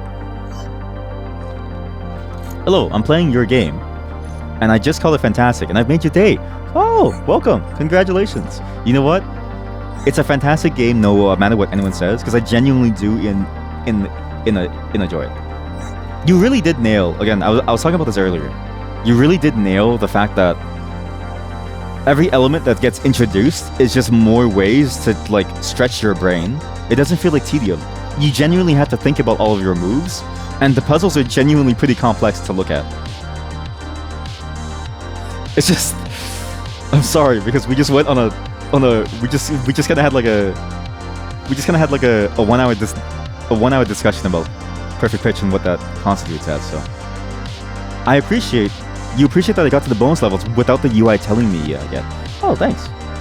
Well, I guess it told me in the tutorials somewhere. It told me about the tapes in somewhere. Oh, but you mean more like how do I get there by going back to the menu? Yeah, I can see that. But it's good. It's a really good game, and I really do like what you made here. Please do keep it up because it's very good. You know a streamer that has perfect pitch called Albert? Chat. How am I gonna find somebody? If I go to Twitch right now, I'm gonna go. Okay, if I feel like we're in the Twilight Zone here. Okay, look. If I go to Twitch and I search for Albert, there are so many people named Albert. Show all channels. There are so many people on Twitch named the Albert Chang, just the guy who likes collecting hobbies. Okay, I'm gonna watch them later. But do they ever demonstrate their skill of perfect pitch? Like, we need to know what is perfect pitch. We need a musician. You know what, game developer? Clearly you're a musician because your song choices have been all bangers. Every single song in this game has been a banger. What is perfect pitch? Yeah, they do. They do? Oh, what a show off. I should do that. I should make that my shtick. When I find out that I have perfect pitch, what I'm going to do is I'm going to constantly show it off. Like, I'm going to be like, okay, hey chat, send me a song. Oh, this song is in D minor. It's like, whoa, what the, how does he know? Oh my god, it's a C sharp song. Whoa. Oh, this song? Wow, what a nice song, chat. By the way, it opens with an F major or something. It's like, whoa, how does he know? Does he do that, or does he do something cooler? Like, how does he demonstrate his perfect pitch? I'm sorry, game developer. It's not your game's fault. We just got really deep into what is perfect pitch. Used to be in a band, more so from alternative rock background. Yo, that's sick actually. But you got super into vaporwave, electronic / PS1 era drum and bass during game development. I can tell that. Okay, I was saying this. I didn't think it would work out so well, the mix of these sounds and like this like genre for this type of game. But it absolutely makes sense because the analogy that I gave is that some people will study to classical music, other people will study to Linkin Park. And you don't really know, but when it works well. And it works very, very well this entire game. And then you found a whole bunch of incredible artists along the way. That's actually cool. And you want to tell all of them that their music is good. Albert Chang hears a song and can replay the whole song with violin or piano. Okay, so step one is I need to get mastery over an instrument. Wait a minute. Albert Chang, is it? Albert Chang. Isn't that the guy? Wait, isn't it? This is he also does magic, right? Isn't this the guy who like sorry, it's just at some point during Twitch history there was like a weird drama involving him. Yeah, he does magic. Because there was some weird drama involving him. I heard it from my friends who were really invested in this. Where he cheated on somebody. And then it was around the time of Dr. Disrespect's initial stuff. And then he was being called the two-timer before they found out about the minor thing. Right? Is that that's the same Albert Chang. Yeah, he cheated.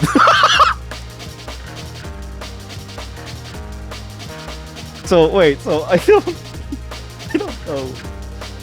I feel like I'm in the Twilight Zone. Wait, so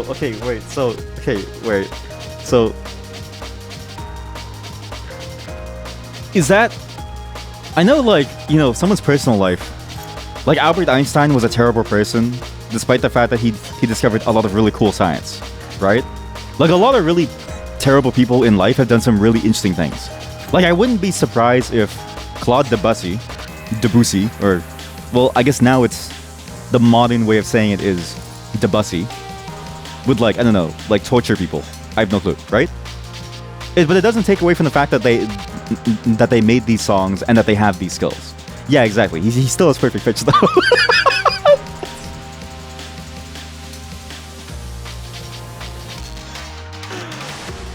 He's still...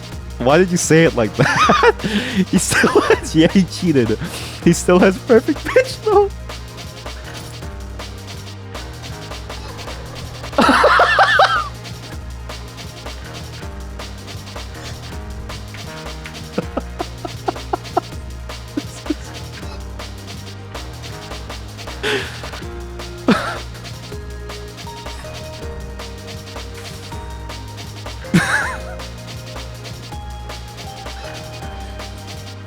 This might be the best tangent that we've gone on in a very long time. Sorry. This might be the best tangent that we've gone on in a very long time. Yeah, he cheated, but he still has perfect pitch though. Oh god, that's so funny. Oh Jesus. This guy. Oh. Love might go away, but just permanent. My friends were telling me about it, and apparently the way he cheated was I'm not kidding you. He pulled up, and I'm not kidding you. My friends were heavily invested into this. They told me that the way they found out he cheated was because he pulled up a Google document where she was typing in the same Google document, his like mistress or something, and she was saying stuff like, "Wow, I miss you" and stuff. "Ooh, I love you." In a Google, imagine Google Docs being the downfall. Like that's how you get discovered that you're cheating. Why do you say to that? I still think about that every day, and I'm like, how does it happen? How is Google Docs the thing that takes you down, eh? No! I messed up. Oh, thank God. I have some rewinds left. Okay, good. I died to that last time, too. That's the exact same way that I died last time. I just want to get, like, a perfect score on this level. Oh, man. Blame it on Google Gemini. Honey, wait, please. It's the AI. I was writing a romance script, please. It's a romance movie. Have you ever seen the Notebook? Same thing. Have you seen the Notebook? It's the same thing, honey. I swear to God, please. I'm gonna be like Christopher Nolan, please. I beg you. Blame it on Gemini. Oh man. Do you think that's ever happened? Do you think like someone... Okay, because everyone starts out the same way. Everyone starts out like a new tadpole in like the world of any field, right? I don't know how I don't know why I didn't check there. I should check for that, Spike.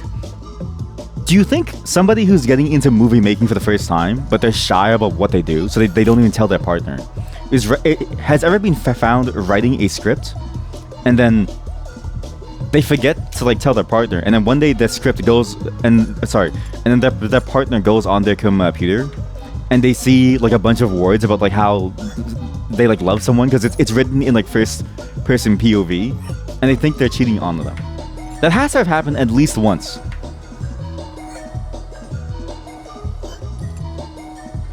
You forgot how much of a jerk this level is. Sorry, it's just... Oh god, this is the best day ever. There's just something funny about you saying that, but like you're the person who made the level. It's just... Oh god. Oh god. This is... Oh god. You could have stopped it! You could have changed it! But I do like it. I mean, it's... All the levels so far have been very, very nice. I mentioned this, but every single level really does tease your brain, and it's surprising how many different ways you need to think about your perspective. It's of the games in this genre that sort of like do this type of thing. I really like how this game especially ramps up the difficulty and plays a lot with the space. And your addition of the jump really adds a lot to the complexity of how you have to think about where you need to be to get to a certain spot. It's very nice. To go back onto a more serious note, from the Albert Chang cheating on somebody in Google Documents. How many other... Okay, what other channels do you watch, chat? Now I'm very curious. I need to know what channels my chatters watch, right? Because some of you... Now I'm recognizing that some of you watch some funny stuff, okay? Because for you to say, you know, he still has perfect pitch, what other channels does that apply to, right? I need to know. I know some of you watch Dota 2 streamers, which my condolences. It's lovely to hear. Thank you. No, thank you. There's 120 levels in the final game, and there's a lot more mechanics to come. I'm actually very excited about that. That is very exciting to hear. Because just this alone is a very good taste of what you've made, and I love the creativity behind these mechanics. So that's very good to hear. Although now I'm getting lost. I think this entire time I haven't really been paying attention to what I've been doing because of all the discussions. Well, for example, Jay Blow. Jonathan Blow, huh? He's a good programmer, but a shit person. Still good code though. You know what's funny? My coworkers say that about me too, actually. My coworkers say, you know, he's a shit person, but he codes well. So that's why we keep him on the team. I need to use the 180 feature more. I don't really use it often. I have seen some of Jonathan Blow's things where it's like, yeah, exactly. Like in my mind, he's like the toxic guy who will rail on you if your code is like subpar. Like if your code isn't the best thing in the world, then he'll rail on you. But I have seen his work on his custom compiler, which is neat, and his custom language and stuff, and his justifications for like things, right? So it is interesting to see. And I'm aware that he made Braid and stuff too. Like he was sort of like the indie scene darling alongside the fish guy. Well, there is Notch. That's a very fair point. That's a very fair point. I forgot about Notch. Notch is probably the top of that list of examples of like somebody who like was extremely bad as a person, but made something that was so critically acclaimed that it almost dwarfed the magnitude of how bad he was. Jonathan Blow will rail on you, spit on you, and later fix your code maybe. You know what? If he fixes your code, then I don't think he's that bad of a guy. What is that? That's a new mechanic, I think, maybe. Unless the game explained it, but I forgot. I don't know. Because think about it, if you fix somebody's code, that's a sacrifice, right? In terms of someone's life.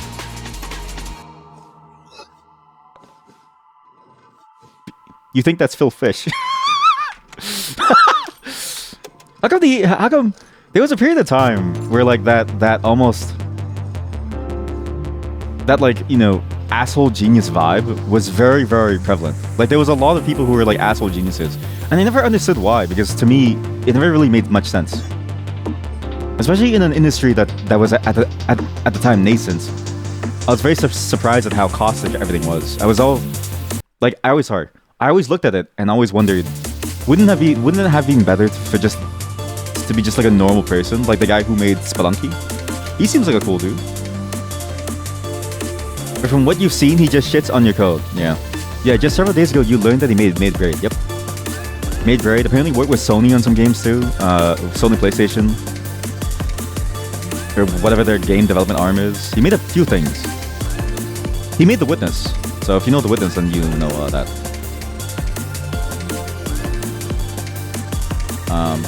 Casey Muratori had one moment of this, but it was interesting to see it go down. So Casey Muratori from Handmade Hero or something, or like Handmade Game or something, he made a post about Windows Terminal, and he basically railed on them about how poor the performance was at rendering large lines, and it became this like massive thing where people were like, you know, discussing on whether or not that was like a good thing to do or not.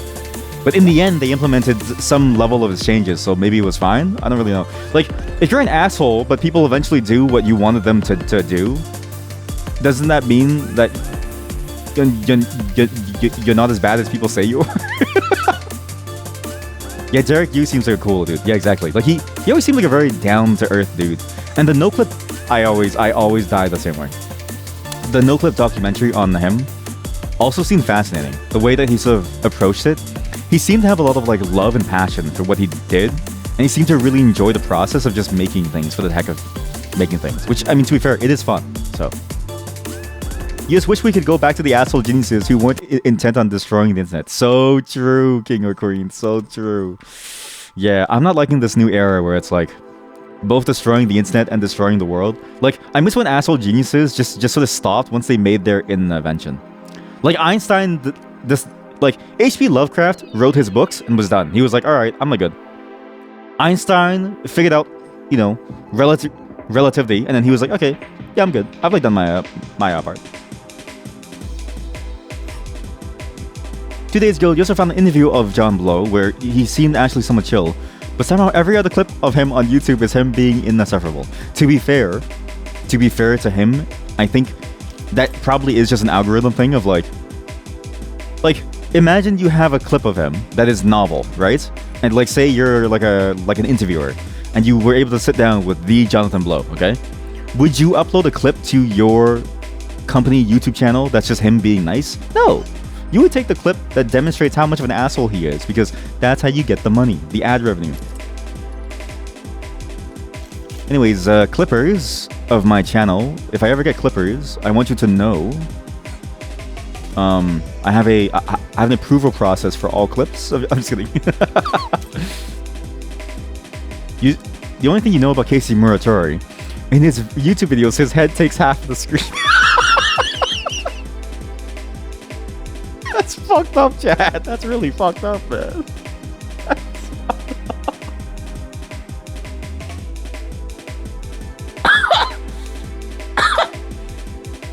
As a fellow child hydroencephalus sufferer, not to say that he had hydroencephalus when he was a child, but let's just assume that that's the reason why, I too commiserate with those with large heads, right? It simply happens at some point that your head becomes large. On the wiki, you also learn that he does dancing. What? Jonathan Blow? Really? But you know what? Everyone has their hobbies, right? Everybody has their hobbies. I'm not gonna hate him for being a dancer, because I think that's fucked up to other dancers. I messed up again. Like, imagine you hate someone because they're dancing. What does that say about every other dancer out there? Does it make them equivalent in some way? No. But it is funny to learn, at least. How's it fucked up? Casey Muratori just zooms in way too much. You know what? I haven't seen his videos in a long time. All I remember specifically of his videos was the see-through whiteboard that I could never figure out how he made. For the longest time, I was like, I want that from my meetings. Because very often, like, you'll go in a meeting and you'll have to, like, whiteboard something, but you're, like, at home because you're sick. And so it's like, okay, how do I tell my coworkers that we should not be writing code like this, or we should be writing code like this, or hey, check out my code and like why this concept works, right? Sometimes it's easier to draw like a shitty picture than it is to write 1,000 words. But then I realized that you could just open MS Paint. So while it looks cool, I don't know if it's worth the effort. Does he really zoom in too much? I'm sorry. Like, I know that I'm playing your game, but now I'm very curious. I just want to see Casey Muratori. What's his YouTube channel? Here we go. Popular. This is not his channel, is it? Casey Muratori. Well, that's his personal channel. What's his, like, non-personal channel? Is it Molly Rocket? Yeah, Handmade Hero. Here we go. Handmade Hero. Oh, thank you. You posted a link. Zen 5 and AI Doom with Casey Muratori. Holy shit, he does zoom in so much. Jesus Christ. What the? Dude, it's not even... Well, yeah. See, sometimes I watch a VTuber and I'm like, okay, like for sure, VTubers probably zoom in a little too much. They don't really show enough of the game, right? But like, that's a lot of zoom. That's a lot of zoom. That's a lot of zoom. That's like if a VTuber's entire shtick was that they were a floating head. And so the entire floating head was the body, except Casey Muratori, I think, has the rest of his body as well. As far as I know, but I've never really met him. So do you really know? I don't know. You don't ever talk about CPU architecture a lot. Yes, CPU architecture. I think he also does GPU architecture. I'm pretty sure it was him that I realized that my knowledge of GPUs was super old. Like, the way that GPUs are now is so complex that I can't even begin to comprehend.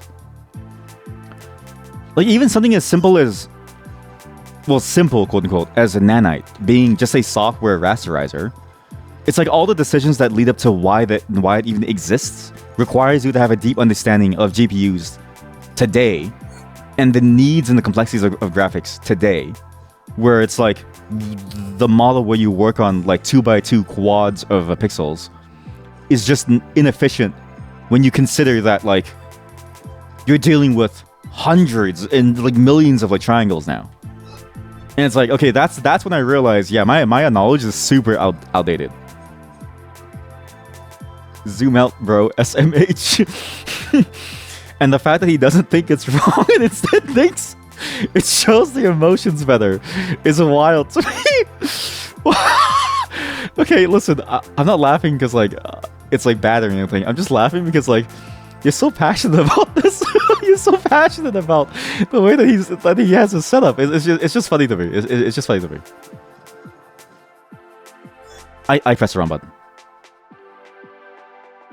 But this is it. I figured it out. That's what I mean by this game has really good perspective puzzles. You really need to stretch your brain and really think about where you would come from. Like, some of the angles are not obvious, but that's what makes it so fun to figure out. Because the levels on paper seem simple to navigate, but it's where you put the spike traps, and it's the way that you have to like angle yourself perfectly, and so to break your brain and then go, oh, I can jump from this spot at this angle to land here. That's really good. God, that was good. Level 1 brief. Sorry. Well, we're already done actually, because we did every single one. I didn't get all the tapes on the final level. I do wanna see what that final bonus level is, because you have to get all 5 tapes to get the bonus levels. Oh, I missed a tape here too. What? Oh yes. Also, I really like the aesthetic with this like fake computer. It's a very, very nice aesthetic, and it really fits in with the vaporwave idea of like technology as we hoped it would be, and not technology as it eventually ended up being. Like it's a dream of what the future could have been like. When something is really wrong to you, you can't just leave it and ignore it. Okay, I'm never gonna show you my art then. I will never show you my art because I'm very worried about your opinions of me. Thank you. It was a fucking pain to set up, but worth it. Very worth it. I think it was really good. You know what? I appreciate your sacrifice. Because of the few people that I know that do make games, they always tell me that they hated going through the pain of it, but they were so glad that people enjoyed it. But in many ways, they always thought maybe I should just quit. Because they were like, I don't really know if I want to do this. Oh yeah, I don't have the power to go gravity yet. This is right. This is the tutorial level. It didn't give me that yet.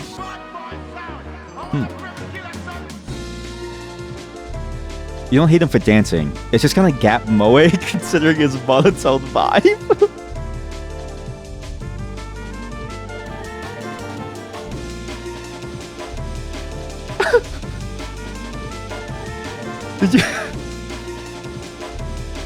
Did you have to say that Jonathan Blow is gap moe? Like, did you have to say that?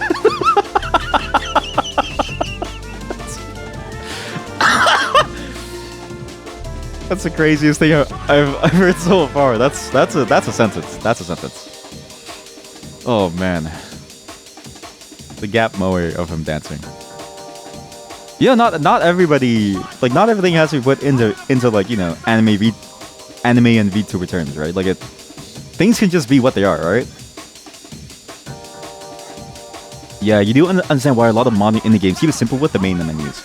Yeah, I've heard that UI stuff in general is like very, very painful to do, because not only do you have like a million different frameworks of how to do it, it's also not very intuitive on how to make it, and then on top of that you have to figure out how to make it all look good, and how to really communicate your ideas well. So it's like how do you communicate all of your stuff? How do you get all of the ideas through?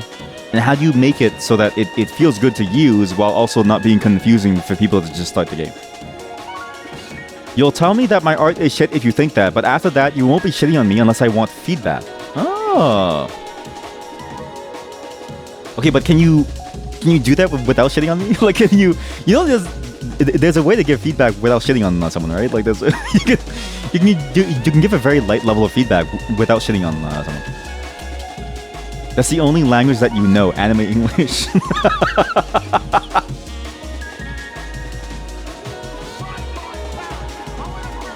Oh, there's a flashing that happens when you switch things, actually. I didn't realize this, but it does flash when you switch the levels.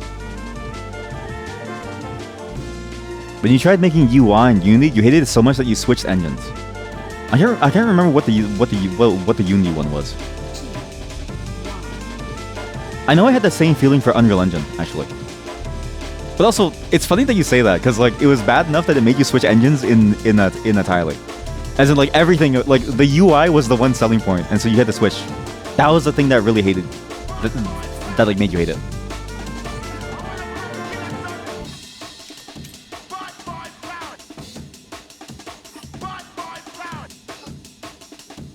But it makes sense, though, honestly, because going from making websites with HTML and CSS, and then using any sort of, like, way of making UI otherwise, feels awful. Like, the breath of fresh air for me in doing native mobile app development was using React Native, because you had A, just a single shared base for all the stuff that you knew, and B, the exact same good layout engine that you have on the web with all the same good features that you enjoy, compared to whatever the hell the like native world has. Not that it's bad in the native world, but like I vastly prefer it too. Depends on the person what shitting means. One might have a higher tolerance because the other doesn't. Right, that's fair. I missed a tape. There's a tape somewhere.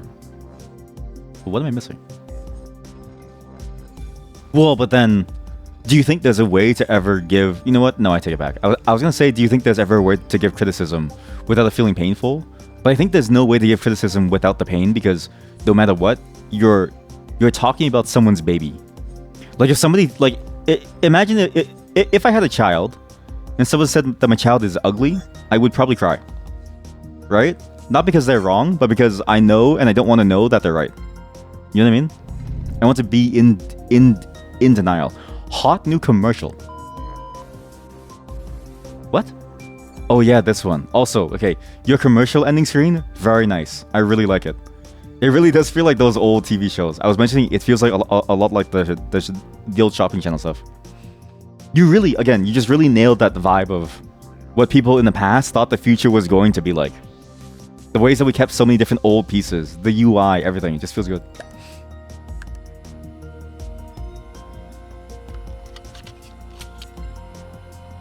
Did I do this one? Yes. Nice. I got everything. I did this one. I did this level. Yes. This was okay. This was where Pitch Perfect came into play. I did this one. I did this one. I did this one. Okay, good. We're done. That was solid. I actually can't wait for this. I really enjoy these types of puzzle games. I enjoy what they're like doing, right? And again, actually has really, really solid execution on the idea of like understanding what your perspective is and understanding how to move around the world and taking a new viewpoint, right? That's the thing that really interests me about those types of games, is that it forces you to like think about and try to build your understanding of the space around you and try to find new ways to look at it, which is always fascinating to me. Because in a lot of games, right, your traditional level always has a sense of like, you see it and you move on and then you don't really think about it anymore. And some games do it where, you know, if you pay attention to it, there's like details that you can find. But only in games like this does it tell you to look at the level and understand it and really seek to understand it on a very, very deep level and look at it in a new light every single second to generate new possibilities. I really like that game. AXYZ, Axyz. It's nice. I've licked the plate clean, my friend. Very solid description. You should have that as like the final. Once someone finishes all 120 levels, it should say you have licked the play clean. But yeah, that was good. I really enjoyed the demos that we played today, and honestly, that was some good stuff. Again, I find puzzle games to be very, very hard to make, and yet when it works, it's very engrossing and very addicting to want to go through. Because the thing about a really good puzzle game is when you feel like it's entirely your skill level and your understanding of something, that's when I think you can get into this flow state, and that feels genuinely enjoyable. Even if there's like stops in your flow state, it never feels frustrating to the point of like, oh god, like it's the game's fault. It feels like a challenge that you want to overcome, right? And this one nailed it. Solid. That's it for Flipside Frights though. This one, I'm so sorry for the VOD watchers too. Like, genuinely, I think we just went on too many tangents about perfect pitch and Albert Chang and the cheating and like stuff. It was funny to me, but I think we need to move on because there's a lot of things that I want to do today. You have to accept Sonic. You can either agree or disagree. That is true. Did I play Cocoon? The perfect execution of this for you. Cocoon. I never heard of that. Cocoon game. Oh, I have this game. I was told to play this actually by a friend, but I never got around to it. But I heard they gave that same level of praise where they really enjoyed how the game worked its puzzles and made everything feel like very complex with just a very simple sort of like state. But yeah, I'd be meaning to play this at some point. The problem with puzzle games, there's only one problem with them. You have to want to hurt. You know what I mean? Like you have to want to go through the pain. Because there's a very visceral pain when you play a puzzle game. It's when you realize that you're not as good as you thought you were, right? And then you have to sort of like pull your ego back. You have to peel the layers in your ego. And I don't think I'm ready yet. And so therefore, I shelter myself away from the pain by simply pretending like I know what I'm doing. Yes, I simply pretend that like I know what I'm doing. Thanks for watching Flipside Frights. I'm gonna nurse my ego a little bit by getting some water. My throat is dry. We had a lot of very different discussions today. We're gonna move on. I'm gonna swap the order because Infra is the game that I play to fall asleep, and also for you to fall asleep. I actually want to try the Root Trees Are Dead because I'm very curious about that. But again, please do check out the haunted PS1 Flipside Frights demo disc. Every single game is fantastic. And again, we're not playing Eclipsium and Angeline Era, not because they're like bad or anything. I've already played them. But every single game that we played so far from this disc has made me want to buy all of them. And that's a bit scary considering that that's a lot of money. But again, it's all really good.